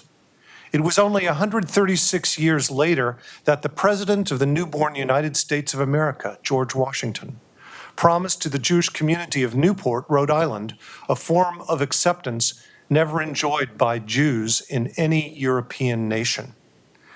It is now no more that toleration is spoken of, Washington wrote, as if it was the indulgence of one class of people that another enjoyed the exercise of their inherent natural rights. For happily, the government of the United States, which gives to bigotry no sanction, to persecution no assistance, requires only that they who live under its protection should demean themselves as good citizens in giving on it all occasion their effectual support. My friends, this has been the promise of America to the Jewish community, and indeed to all minority communities for over 2 centuries. To bigotry, no sanction; to persecution, no assistance. Indeed, we know that in our modern era of rising anti-Semitism, this ideal of free exercise is not always reached, as it is not for many minorities. We are always striving to be a more perfect union, but no nation in the history of the world has been as welcoming a home for Jews of the diaspora. Today, some 6.3 million Jews call the United States our home. Jews first came to Oregon in 1858, and Congregation Beth Israel was founded on First Avenue here in downtown Portland in 1858, even before Oregon was a state. The Jewish community has been an integral part of this city ever since. Despite decades where white supremacy ruled, where Jews were restricted from full participation in the life of community, here we have thrived. Today, according to the recent community study commissioned by the Jewish Federation of Greater Portland, some 56,600 Jewish persons live in Greater Portland. I myself come from an immigrant community. My parents came to America before I was born, and like most first-generation Americans, I'm fiercely proud of this nation and of its ideals, and proud to be a Jewish American. I thank the City of Portland for recognizing Jewish American Heritage Month and the great history of our shared experience. Thank you. Mayor Wheeler, Commissioners, I'm Mark Blattner, CEO of the Jewish Federation of Greater Portland. Jewish American Heritage Month, observed each May, serves as a poignant reminder of the invaluable contributions Jewish Americans have made to the nation's fabric, guided by profound ethical and moral principles rooted in the Torah. In a time marred by chaos and a disturbing rise in anti-Semitism, celebrating this Heritage Month takes on an added significance, underscoring the importance of Jewish pride and resilience. Throughout American history, Jewish individuals have been pivotal in shaping the cultural, scientific, and social justice landscapes of our country. In the sciences, Jewish Americans have made groundbreaking contributions that have changed the course of history. Figures like Albert Einstein, whose theories of relativity transformed our understanding of time and space, and Jonas Salk, who developed the first successful polio vaccine, exemplify the Jewish pursuit of knowledge and commitment to bettering humanity. In the arts, Jewish Americans have enriched American culture by expressing the complexities of the human spirit. Composers like George Gershwin blended classical music with American jazz, creating timeless pieces that speak to the country's cultural diversity. Writers such as Bella Abzug and playwrights like Tony Kushner have used their talents to explore and critique the societal issues of their times, advocating through their art for a fairer society. And in the political arena has also seen significant Jewish influence, particularly in the fight for civil rights and liberties. From leaders like Ruth Bader Ginsburg, whose judicial career was marked by steadfast dedication to gender equality and social justice, to activists like Rabbi Abraham Joshua Heschel, who famously marched alongside Martin Luther King Jr. Jewish Americans have been instrumental in advancing civil rights and fostering a more inclusive society. And here in the city of Portland, Jewish families such as the Schnitzer and Zeidel families, just to name two, have left an indelible mark. These contributions, however, are not just historical footnotes. They continue to resonate today, as Jewish communities increasingly face the dual challenges of rising anti-Semitism and social division. Jewish American Heritage Month is a critical opportunity to celebrate the enduring strength and vibrancy of the Jewish community, highlighting not only its achievements, but also its ongoing commitment to Torah's call for justice. The celebration of this month also serves as a rallying cry for the nation to stand against anti-Semitism and all forms of bigotry. Thank you, Mary Wheeler, for speaking out so loudly. It is a time to affirm the contributions of Jewish Americans, reinforcing the idea that these achievements are not separate from, but integral to the American story. By recognizing the breadth and depth of Jewish influence on American life, we reinforce the values of diversity and acceptance that are essential to our nation's spirit. Let this month be a beacon of hope and pride, illuminating the contributions of Jewish Americans as essential and enduring threads in the fabric of our national identity. Mayor Wheeler and the City of Portland, thank you for this proclamation and acknowledging Jewish American Heritage Month. And thank you, Mark, and thank you, Rabbi Kahana. We really appreciate you being here today on this important occasion. Commissioner Mapps. Thank you, Mr. Mayor. I want to thank our guests for joining us today. And I also want to say that I am proud and honored to join this council in proclaiming May 2024 to be Jewish American Heritage Month here in Portland, Oregon. Now, Jewish American Heritage Month has been celebrated every May since 2006 during Jewish American Heritage Month. We celebrate the contributions that Jewish Americans have made to our communities, and we recommit ourselves to ridding our world of anti-Semitism. As we have heard today, the history of Jewish people in America stretches all the way back to 1654, when a group of 23 Jewish refugees from Brazil sailed into a port at the city that we now know as New York City. This group was the first of many waves of Jewish immigrants who have come to these United States seeking religious freedom and economic opportunity. Those immigrants and their descendants helped build the nation that we all inherited today. And that is, of course, true in Oregon. Jewish immigrants arrived in the Oregon territories as early as 1849, and by the 1860s, Portland emerged as a hub for Oregon's Jewish community. And as we have heard today, more than 50,000 people in the Portland metro area claim Jewish heritage.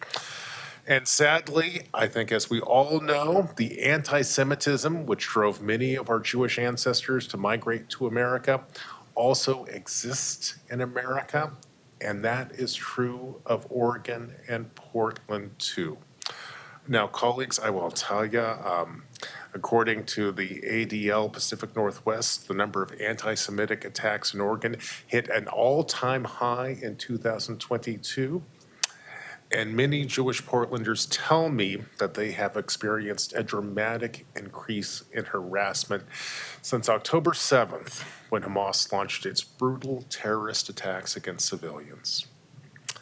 The histories of Jews in America is a reminder that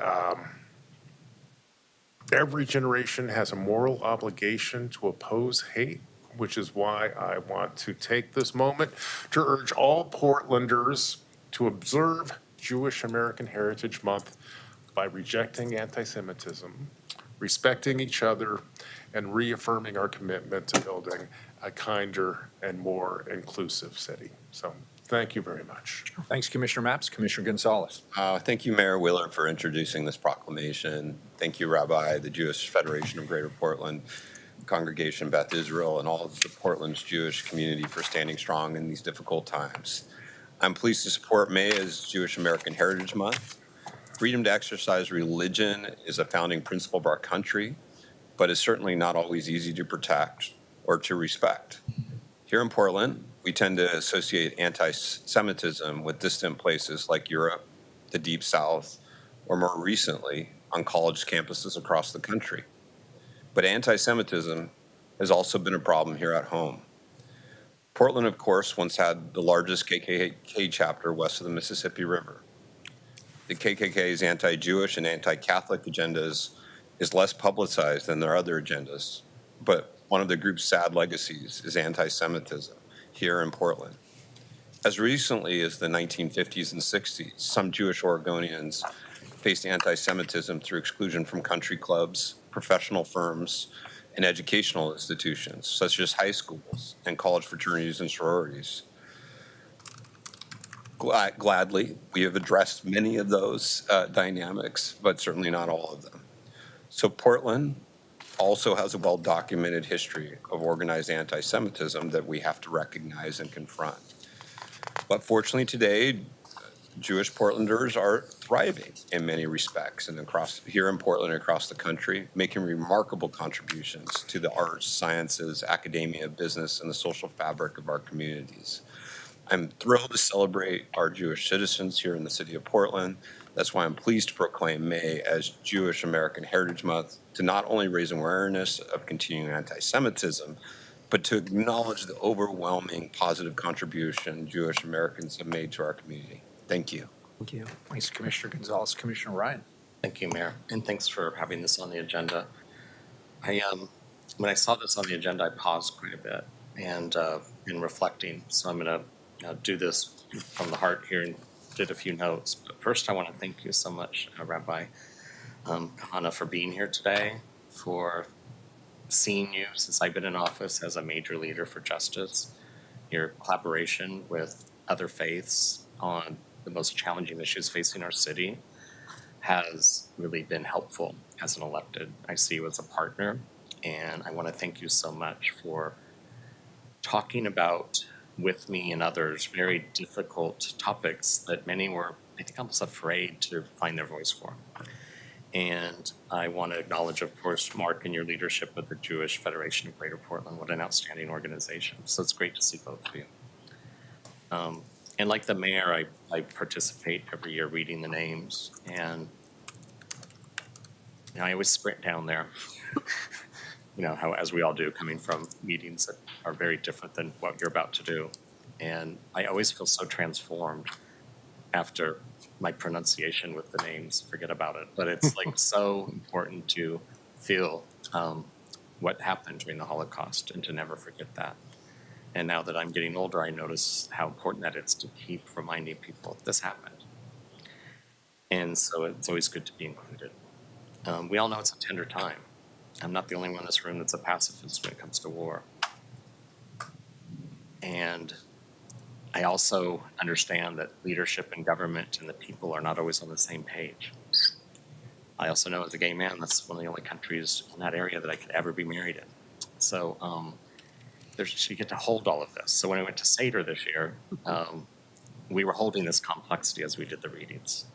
And it was very beautiful and transformational. And I just think that the big topic that all of us are trying to find words for is difficult right now because it's so complex. And it has been for centuries. And so I just really am grateful that the mayor put this on the calendar so we can continue to lift. And thank you for the history lesson. That was so well done. I had no idea that your congregation was started even before the state was established. So it was really great to also get the succinct history from you today. Anyway, I'm really grateful and honored that you're both here. Thanks so much. Thank you, Commissioner Ryan. Commissioner Rubio. Thank you. I want to thank the mayor for bringing this proclamation today, and I want to thank the guests that are here presenting today as well. I've also want to say I've had the incredible honor of getting to know the rabbi and his wonderful wife over this last year, and am deeply touched by your love for the community and for advancing peace and hope, and I really appreciate the conversations that we've had. We both share a history of immigrant families and many, many immigrant stories coming to this country and have a shared commitment to hope and justice as well. And Jewish Americans, as everyone have said, have played a vital and profound role in the shaping of our country and in this city, as you mentioned.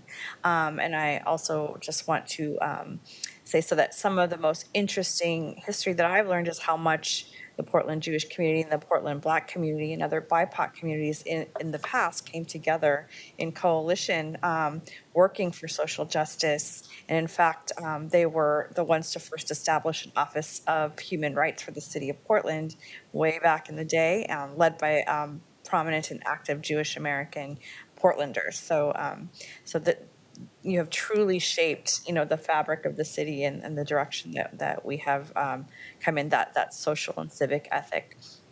So this month gives us that opportunity to reflect on that history and the heritage, which is so important in inspiring us to learn about real stories from real people and also standing up to hate and anti-Semitism, as we've discussed today. When I worked for Commissioner Fish, he had many traditions and so many relationships, and one important priority was maintaining his deep connection with the Jewish community. And one of the important traditions for him was reading of the names as well. And I remember that was something that was very important to him and obviously to a lot of us here. And this month, I too participated in my 4th reading of the names as an elected official in his tradition. And that's a special moment for me. It brings it full circle and also reminds me of how deeply important and connected we all are to each other.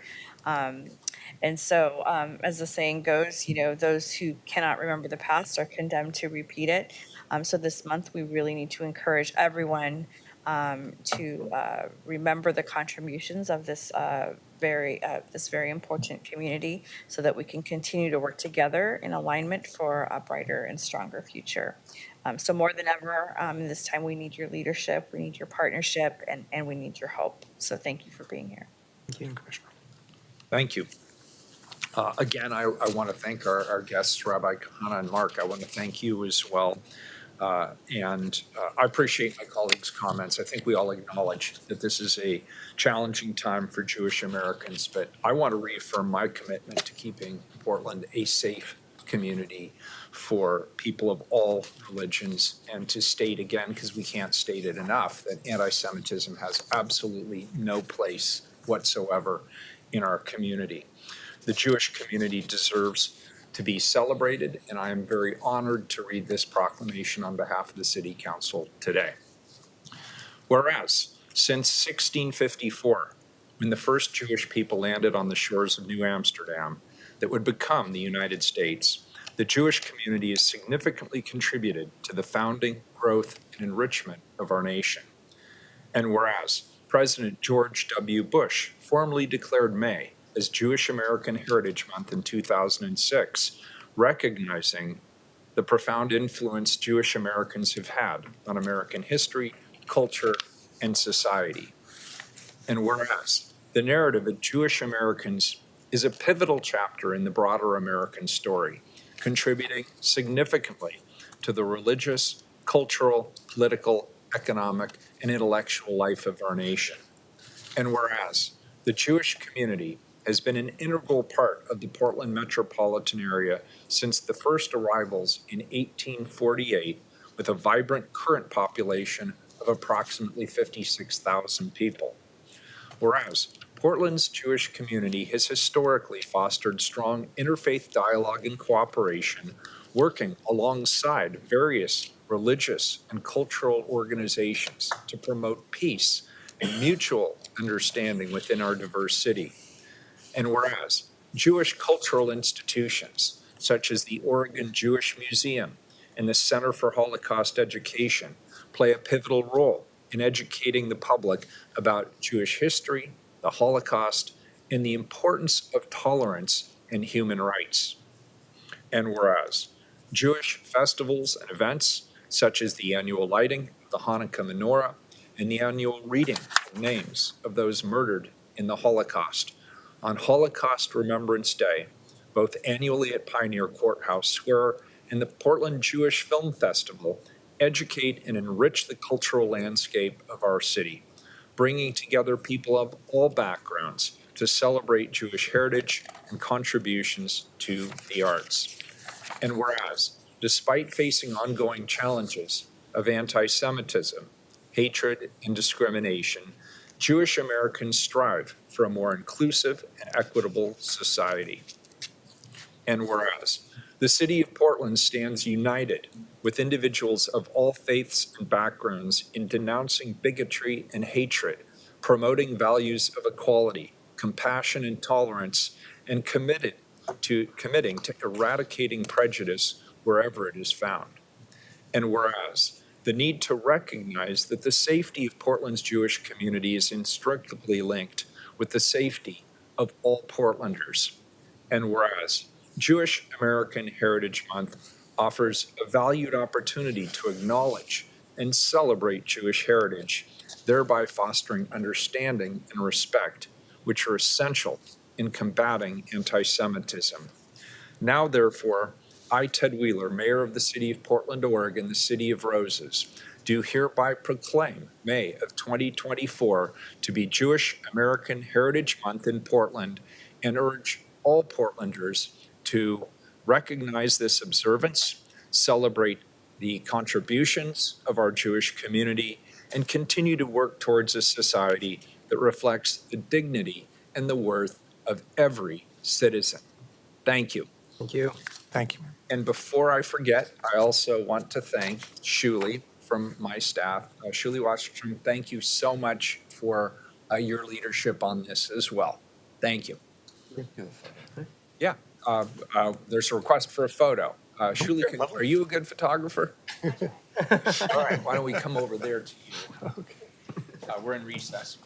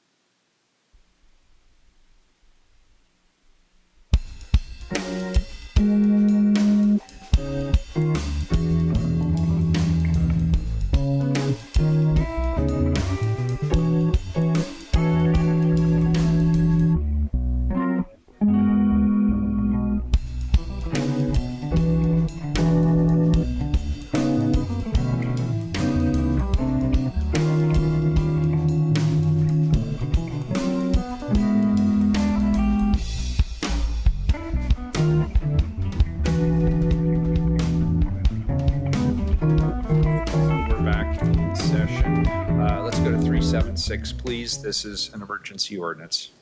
Amend grant agreements with organizations that serve youth for programming and employment support in partnership with Portland Parks and Recreation not to exceed $640,000 in FY 2024-25. Commissioner Ryan. Yeah, thank you, Mayor. And you're already up here. That's great. Strong community partnerships are central to the mission and values of Portland Parks and Recreation. Simply put, we reach more people when we work together.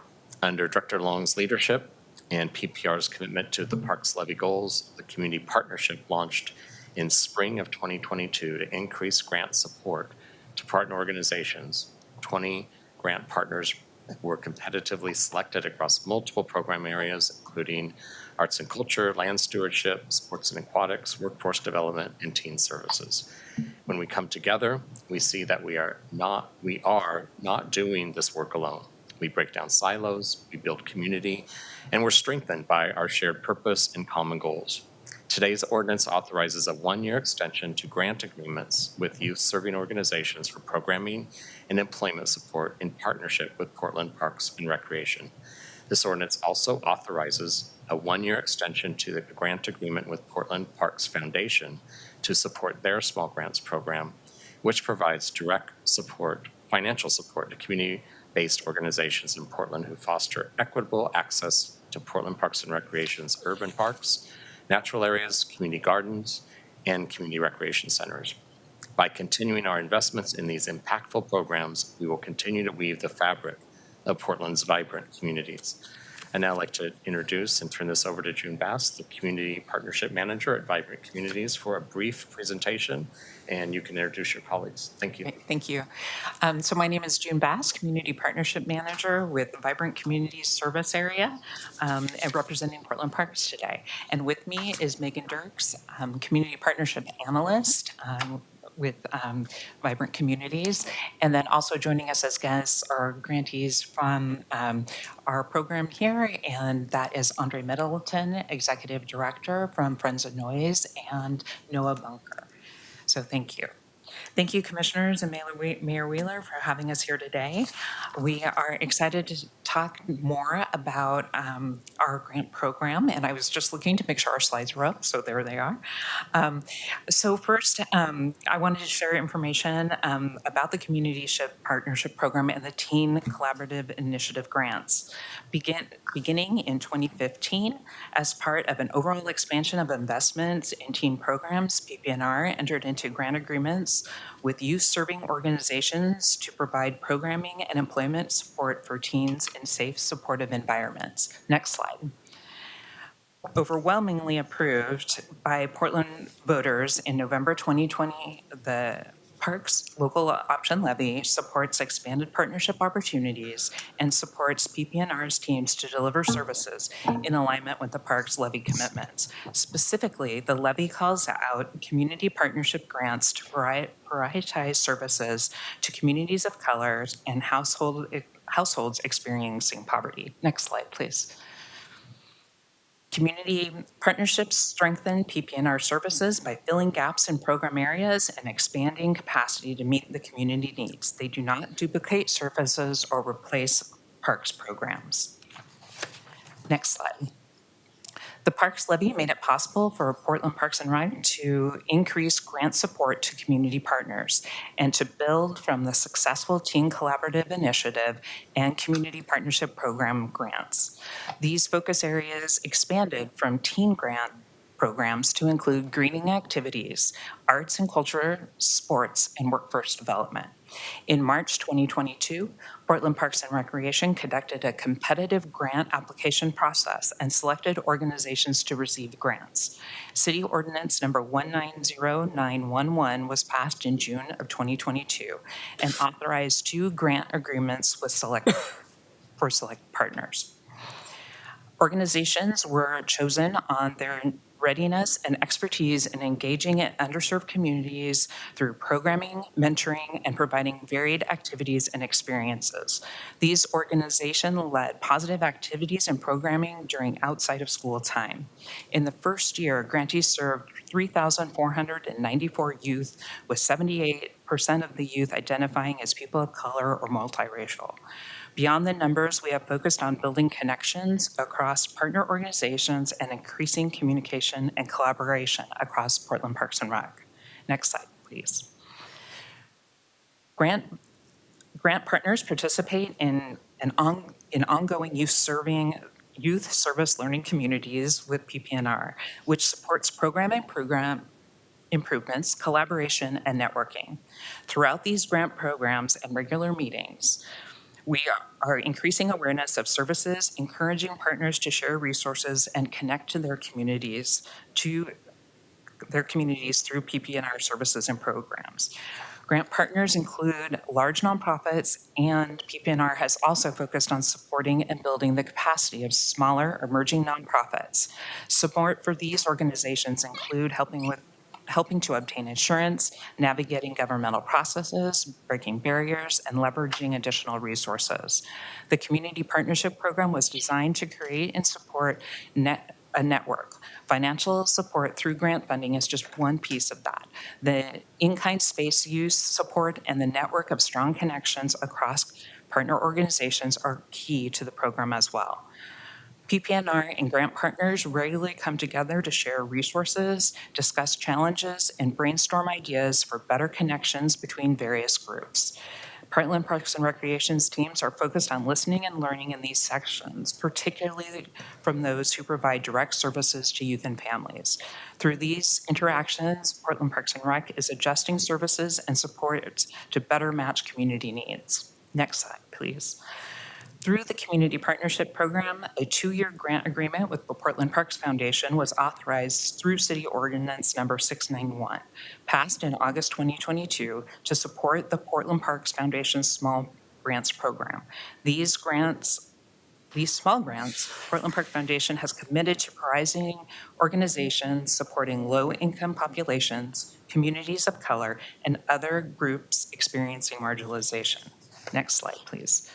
Portland Parks and Rec grant supports has increased the foundation's capacity to provide direct financial support to community-based organizations in Portland that foster equitable access to parks, natural areas, community gardens, and recreation centers.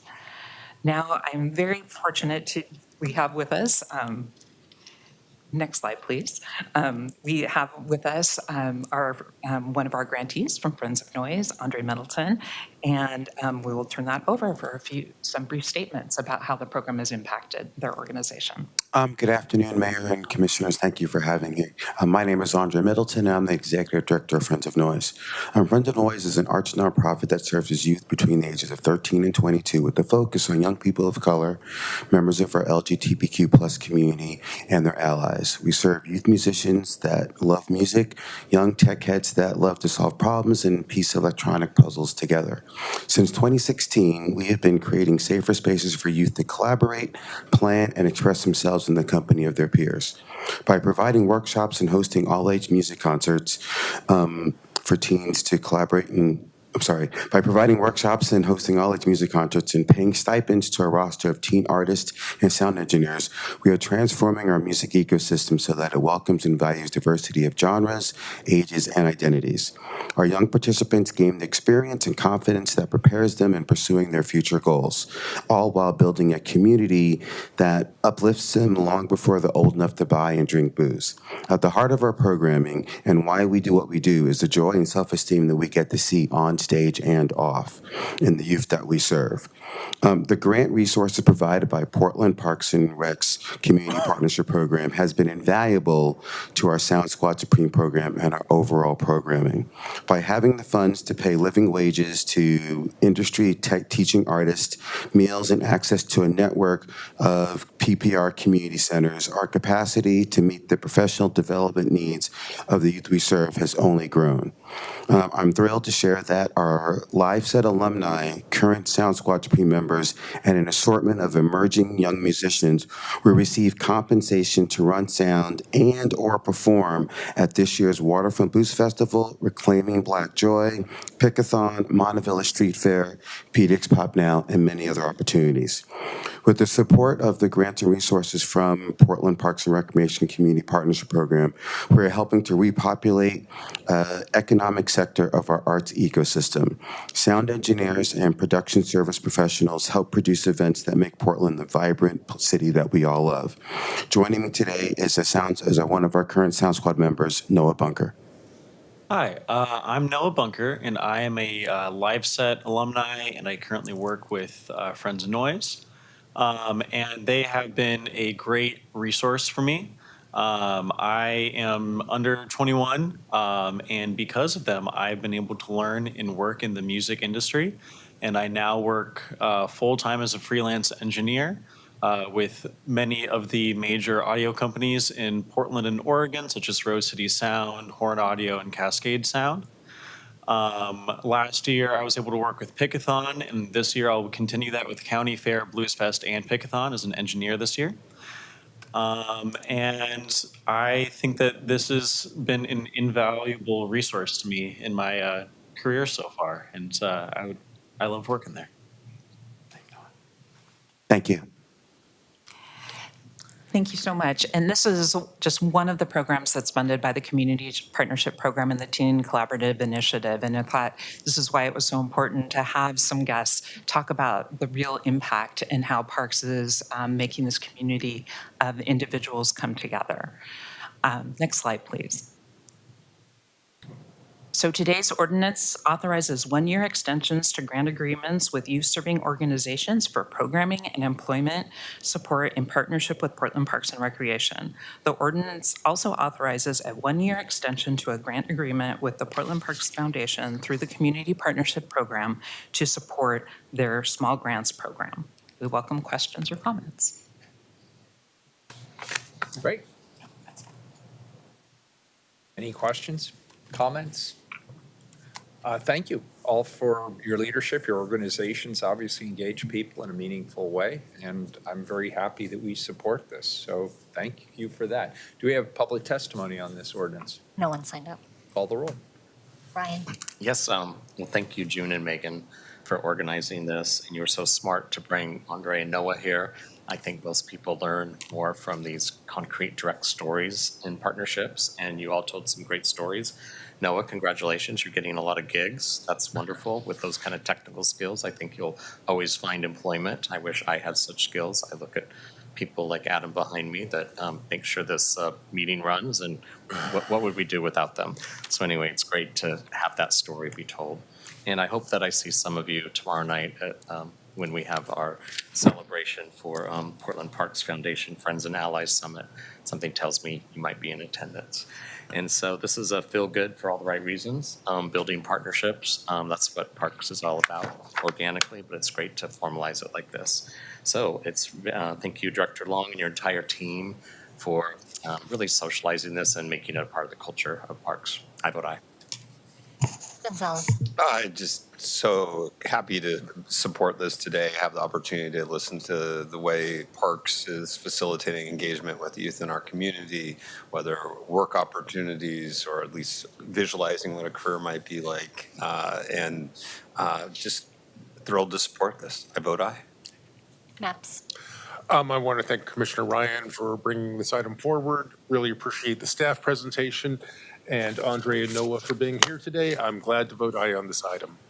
Rubio? Thank you, Commissioner Ryan, for bringing this forward. I really love this program. As a former nonprofit director that was a recipient of this program, I've seen the firsthand, impacts of this on the community. So really excited to support it today. I vote aye. Wheeler? Aye. The ordinance is adopted. Thanks very much. Appreciate you all being here. Thank you. Now you get to go enjoy the sun. Thank you very much. Thank you. We, colleagues, will move now to the regular agenda. Item number 383. Authorize letters of agreement with professional and technical employees, Local 17, to create new specialty classification of mental health crisis responder 2, BHU, and new standby rate for employees assigned to standby appointment with the crisis negotiation team. Colleagues, as you know, PPB's Behavioral Health Unit pairs officers with mental health clinicians to engage with members of our community experiencing mental health crises and to connect them to a variety of services through its service coordination team. The mental health clinicians working with the behavioral health unit possess specialized skills that distinguish them from the current job classifications in the city's agreement with our labor partners at ProTech. This letter of agreement seeks approval of a new job classification that recognizes this distinct role. Here today to tell us more about this agreement is Anne Marie Kevorkian from the city's Labor Relations Group. Welcome.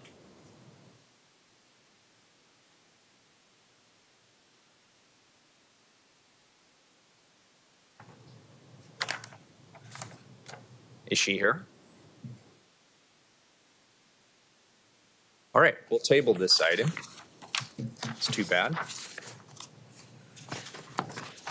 Next item, please, 384, an emergency ordinance.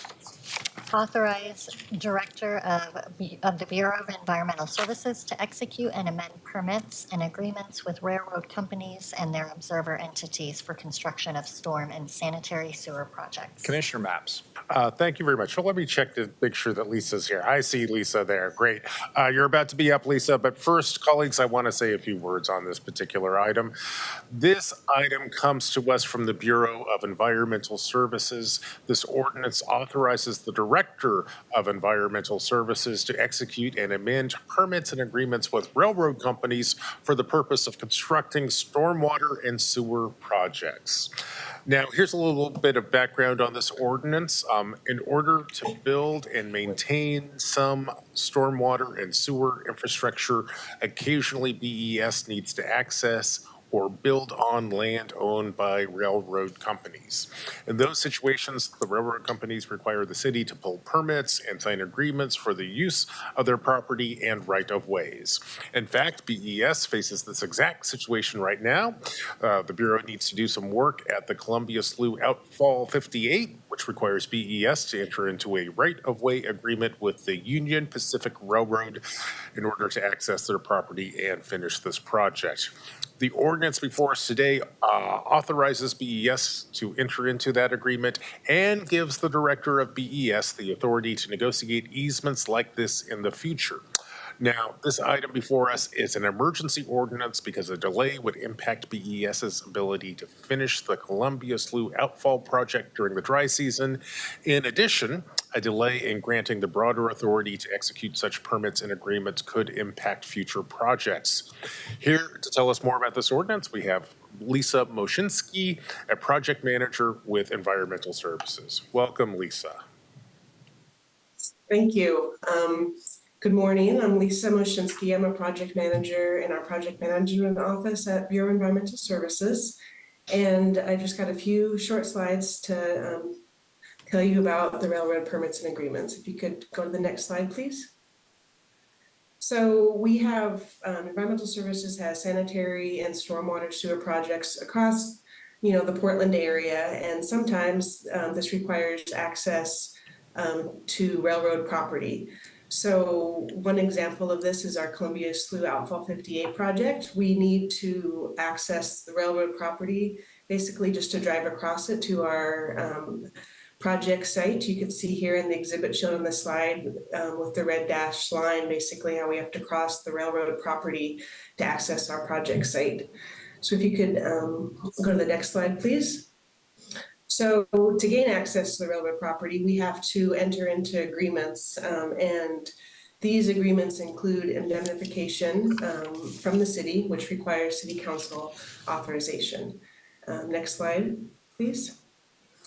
And so this legislation here before you today authorizes our Director of Environmental Services or their designee to enter into these agreements and amend them as needed. So it's basically delegating that authority to our director for various environmental service projects across the city.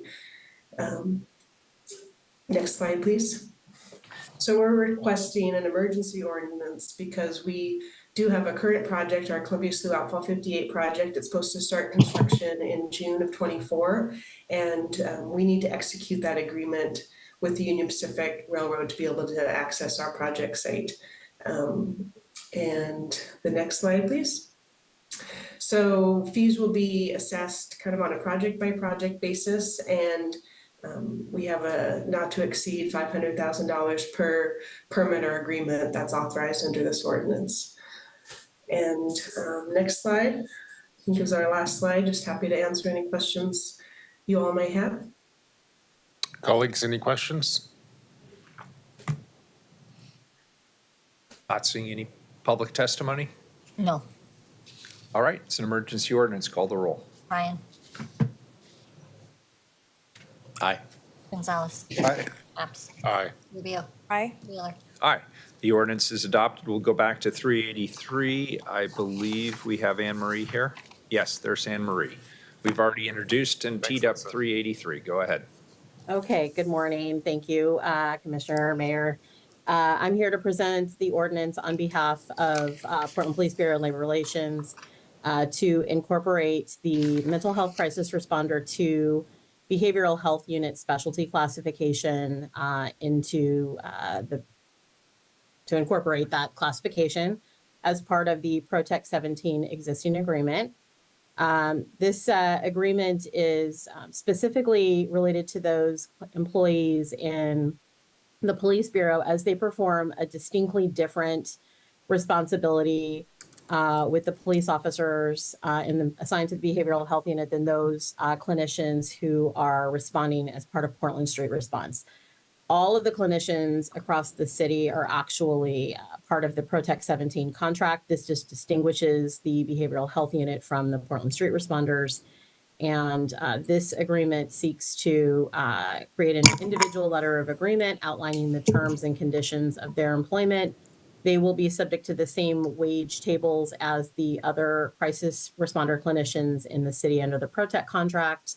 And allows them a premium pay for a threat assessment training that they use as part of their responsibilities.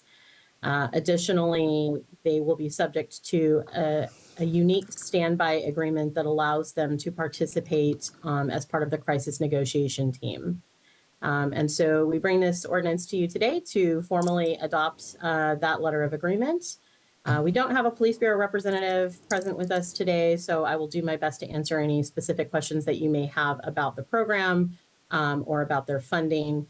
We anticipate approximately $69,000 of ongoing costs associated with this related to the standby agreement as well as the premium pay, $22,000 of that, which is assigned to fiscal year 23-24 through the duration of June 30th. There is some retro premium pay that will be assigned and then any associated standby costs. I'm happy to answer any questions you have.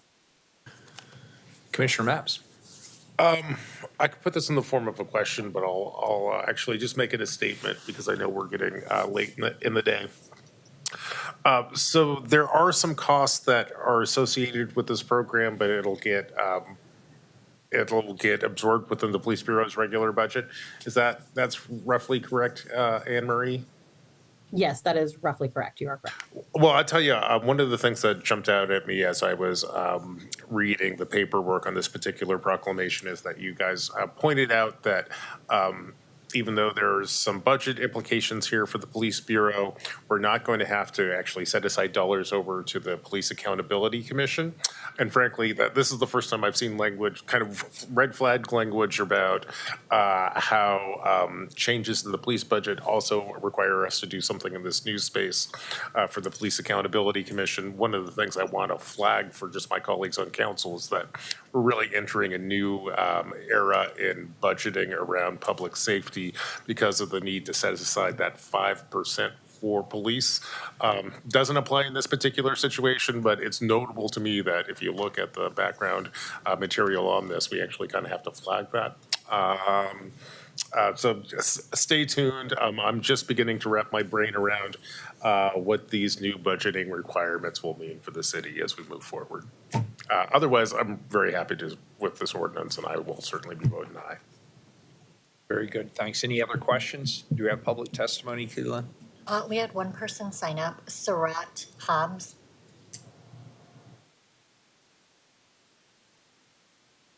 I don't think they're here.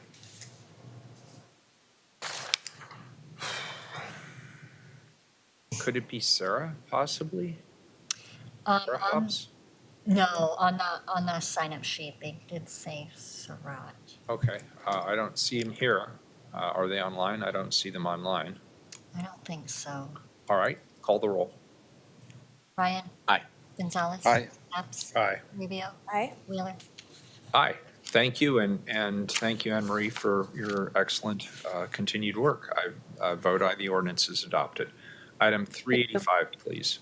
A non-emergency ordinance. Amend Public Improvements Code to reflect reimbursement policies for sewer and drainage improvements and update sewer connection requirements. Commissioner Maps.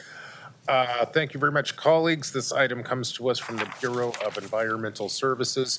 You might remember back in December of 2023, this council unanimously adopted the Bureau's updated rate study. The ordinance before us today simply updates 2 chapters of city code so that the Bureau will be able to implement the rate study that we all adopted. Here today to tell us more about this ordinance, we have Adrian Iona, an engineering supervisor, and we also have Glenn Lobb, an analyst 2 with environmental services. Welcome, everybody. All right. Thank you very much, Commissioner. Good morning, Mayor Wheeler and City Council. I'm Glenn Lobb with Environmental Services, Code Rule and Manuals team. And as Commissioner Matsuda said, I'm also here today with Adrian Iona to present an ordinance regarding proposed changes to Portland City Code, Chapter 1732 and Chapter 1733. Specifically, we are proposing to amend the reimbursement policies for sewer and drainage improvements in Chapter 1732 and replace existing sewer connection requirements in Chapter 1733. Hey, Glenn, sorry. Yes. We're not seeing the presentation in presentation view or in slideshow view. Get out.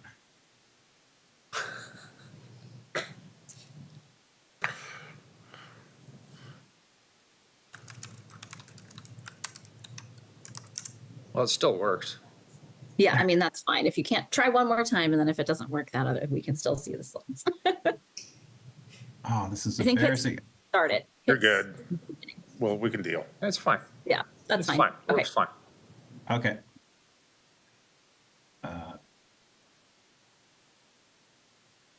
Now I've thrown you off. Resume Ah, slideshow. There you go.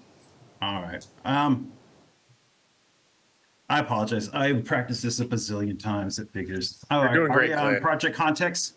Can you see my screen? Project context. Yep. Yep. All right. Here we go. Sorry about that, folks. The proposed code changes were prompted by council's action last December, which approved the elimination of certain sanitary sewer connection charges. As part of that approval, staff was directed to make corresponding changes to other policies, and that is why we are here today. The proposed changes to Chapter 1732 and 1733 represent the last phase of policy updates pertaining to the broader BES rate study project. We do not anticipate any opposition to these code updates, and if approved, the changes would go into effect July 1st. First, I'll highlight the key changes to Chapter 1732.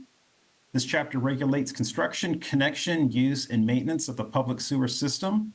The changes proposed focused on reimbursement policies for public sewer infrastructure improvements. The new language clarifies that improvements above and beyond those required to serve the developing property are eligible for cost-sharing reimbursements. This change replaces current policies that limit cost-sharing eligibility to sewer line extensions that pass unserved properties. We've also removed existing language that limits reimbursement amounts to what would have been received through future connection charges. These charges have been retired and are no longer relevant. We are hopeful that these changes establish a framework that will leverage more cost-sharing opportunities and partnerships between the city and property developers. The ordinance we have also proposes a full replacement of Chapter 1733. This chapter regulates required connections to the city's sanitary sewer system.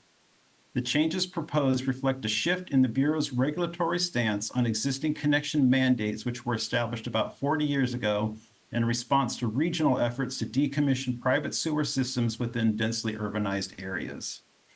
The most significant change requires the strict program-specific connection mandates associated with the mandatory sanitary sewer connection program. As proposed, the chapter promotes awareness by describing common situations that would require a property owner to connect to the sanitary sewer system and acknowledges industry-driven approaches to sanitary sewer connections. The result of these changes support voluntary compliance with reactive enforcement if necessary. The comprehensive updates to this chapter continue to support the Bureau's responsibility to protect public health, water quality, and the environment. We're just doing it in a different way. And that's it, short and sweet. I just want to reiterate again that these changes represent the last phase of policy updates related to the broader comprehensive rate study effort and to acknowledge all those that worked so hard to see this project through. Thank you very much for your time. I apologize for the screen sharing debacle there. And I'll turn it back to council, and Adrian and I are here to answer any questions you may have. Thank you. Glenn, the screen thing wasn't that bad, but great presentation. Know. But when you practice, oh my gosh. I do it all day, every day. Thanks so much. You're welcome. Thank you. Colleagues, any questions for my team or me? No, thank you. Appreciate it. And I also appreciate you're a perfectionist. I thought it was just fine, Glenn. Well done. Thank you. Thank you for your understanding. But my gosh, I even got Zoom and practiced it so many times. Like, I got this. Of course you did. That's the way it always works. Glenn, it's way okay. You're still got a name. No, it was great. Thank you. Do we have any public testimony, Keelan, on this item? No one signed up. It's an emergency ordinance. Wait, nope, it's not an emergency ordinance. It's a non-emergency ordinance. This is a first reading. It moves to second reading. Thank you, everyone. Next item. Thank you so much. Thank you. Thank you. 386, a non-emergency ordinance. Authorize competitive solicitation and contract with the lowest responsive and responsible bidder for construction of the water pollution control laboratory facility and site renovation project for an estimated cost of $3,800,000. Commissioner Mouse. Colleagues, this item comes to us from the Bureau of Environmental Services. This ordinance authorizes the city's chief procurement officer to conduct a competitive solicitation process for the lowest responsive bidder to make improvements at Environmental Services Water Pollution Control Laboratory. The Water Pollution Control Lab building is owned and operated by BES. This facility is a landmark in the St. John's neighborhood and is located at the east bank of the Willamette River at the foot of the St. John's Bridge. The lab is where BES conducts water quality tests. The lab also houses the boat that BES staff use to test Willamette River water quality. The Water Pollution Control Lab has outgrown its parking lot and storage building, and we need to make some accessibility improvements in order to comply with modern ADA standards, which is basically why this ordinance is coming before us today. The construction work that we're proposing will cost approximately $3.8 million, and construction is expected to start in the fall of 2024. Here to tell us more about this project, we have Lisa Moshinsky, a project manager with Environmental Services. Welcome back, Lisa. Thank you. So for the record, my name is Lisa Moshinsky. I'm the project manager for our Water Pollution Control Laboratory Facility and Site Renovation Project. Next slide, please. So the Water Pollution Control Lab, it's owned and operated by the Environmental Services. You can see an image here with the St. John's Bridge and the Willamette River. It's a lovely site if you haven't been there. Next slide, please. So the main drivers for this project are security and ADA compliance. This is a fairly isolated site, and it's adjacent to the river and various trails.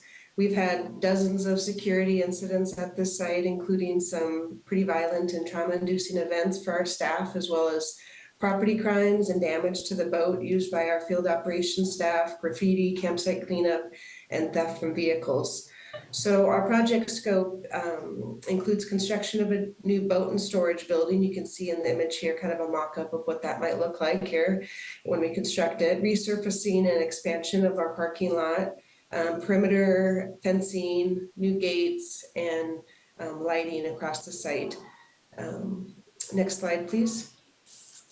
So our estimated cost is $3.8 million. We're planning to construct the project, I think, starting in December of '24. We have to get our building permit this summer and then procurement, and then hope to start by December. Next slide, please. So I'm here today to request authorization from council for competitive solicitation and contract for the lowest responsive bidder.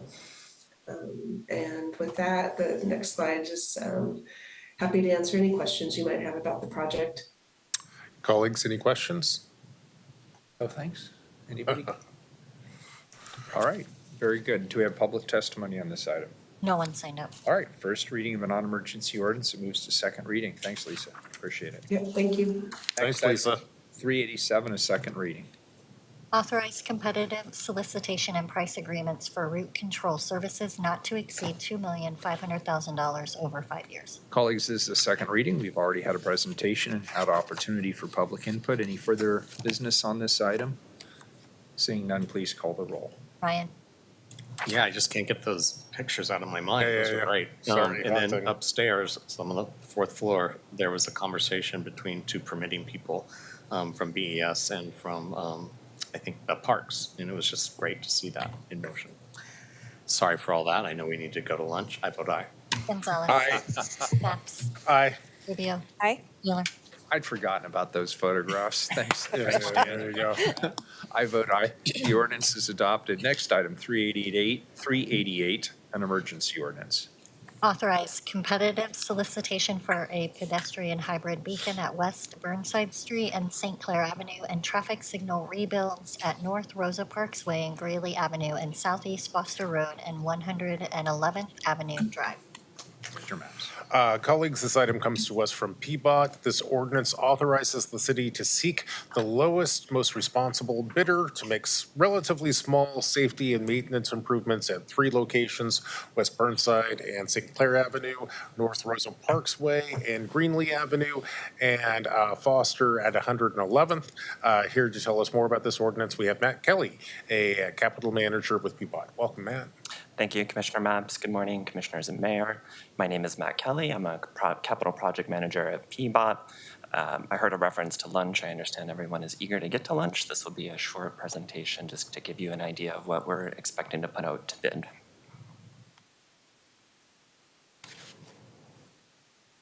So the council item before you gives us permission to bid out a set of signals projects at 3 intersections, which you can see on this map. Bidding these projects out as a package will help us deliver these improvements more efficiently. These projects have a lot in common. They are all adding or replacing traffic signal equipment. We're also taking advantage of this work to repair pavement and update our curb ramps to meet modern standards for ADA accessibility. Our total budget for this work is a little over $4 million. I'll take just a few minutes to describe what we're actually planning to build. The first project is a new crosswalk. This is on West Burnside Street at St. Clair Avenue. In case you're not familiar, St. Clair Avenue is between 21st and 23rd Avenues. We'll be installing what's called a pedestrian hybrid beacon. This is a little wonky, but you do see them at these at locations across Portland. This is different than a traffic signal, but it still gives people walking the opportunity to press a button that then gives drivers a red light in order to cross safely. The image you're seeing on the screen is just a concept image that's actually just superimposing an existing piece of equipment we have on Hawthorne Boulevard. That's why there's a little graffiti there. But yeah, that is not exactly what we're intending to build, just to give you an idea what that signal looks like. Also, as part of this package, we'll be fully rebuilding the existing traffic signal at North Rosa Parks Way and Greeley Avenue. This signal is past its expected lifespan. Replacing it will help ensure it operates reliably. We'll also take the opportunity to repair pavement and make sure it meets modern standards for accessibility. The last project, this is another full rebuild of the existing traffic signal at Southeast Foster Road and 111th Avenue. This is another old signal that needs replacement. Again, we'll be taking the opportunity here to make sure the pavement is in good condition and that the ramps and pedestrian push buttons meet modern Americans with Disability Act requirements. Thank you for your time this morning. I appreciate the opportunity to share a little bit about these projects, and I'm looking forward to getting construction started on them soon. That was short and to the point. Colleagues, any questions? Public testimony? No one signed up. Emergency ordinance, call the roll. Ryan? Yes, thank you, Matt. And I have to just say the North Rosa Parks and Greeley one is quite familiar to me, so good luck with that. I vote aye. Gonzalez? Aye. Maps? Aye. Rubio? Aye. Wheeler? Glad to see it. Aye. Ordinance is adopted. Thanks. Enjoy your lunch. Next item, 389, a non-emergency ordinance. Authorize Bureau of Transportation to acquire certain permanent and temporary rights necessary for construction of the 82nd Avenue Major Maintenance Road or Major Maintenance Project through exercise of the city's eminent domain authority. Commissioner Maps. Colleagues, this item comes to us from PBOT. This ordinance authorizes the city to use its eminent domain authority in support of PBOT's 82nd Avenue Major Maintenance Project. This project will pave 82nd and construct crossing and signal improvements, ADA corner ramps, transit improvements, and other safety improvements, and will include some tree planting. In order to complete all this work, PBOT needs to access or build on some private properties, which is why this ordinance is before us today. Here to tell us more about this ordinance, we have Nicole Pierce, a PBOT Capital Project Manager, and Ashley McClay, a PBOT right-of-way agent. So I will turn the floor over to them. Thank you, Commissioner Maps. My name for the record is Ashley McClay. Agenda item 389 is giving PBOT authority to compensate property owners for property rights needed to construct the 82nd Avenue Major Maintenance Project. Permanent right-of-way is needed to construct ADA and sidewalk facilities, and temporary easements are needed to support construction for those facilities. I'm joined by Nicole, who will give a brief overview of the project. Thanks, Ashley, and thanks, Commissioner Maps. Sure. And good morning, Mayor and Commissioners. For the record, my name is Nicole Pierce. I'm a Capital Project Manager at PBOT. I lead the large capital project delivery section, and I'm the project manager for the 82nd Avenue Major Maintenance Project. Next slide. Building a better 82nd is many projects. It's a huge program that consists of lots of projects and planning efforts. The ordinance before you is regarding right-of-way for the major maintenance project, so I'm going to focus on that project today, but there is a lot of other stuff going on out there, including a civic corridor planning project and a corridor-wide lighting project and lots of other good stuff. So next slide. As anyone who's ever visited 82nd Avenue knows, the safety and maintenance needs out there are enormous. As a pedestrian, it's hard to cross. Lots of the traffic signals are old and in need of replacement. It's dark. The pavement is in terrible shape, full of potholes. A lot of the sidewalks and curb ramps are also in bad shape. In some places, there's no sidewalk at all. Next slide.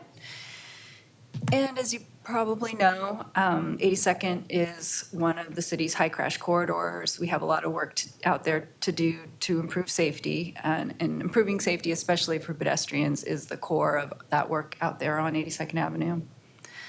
Next slide.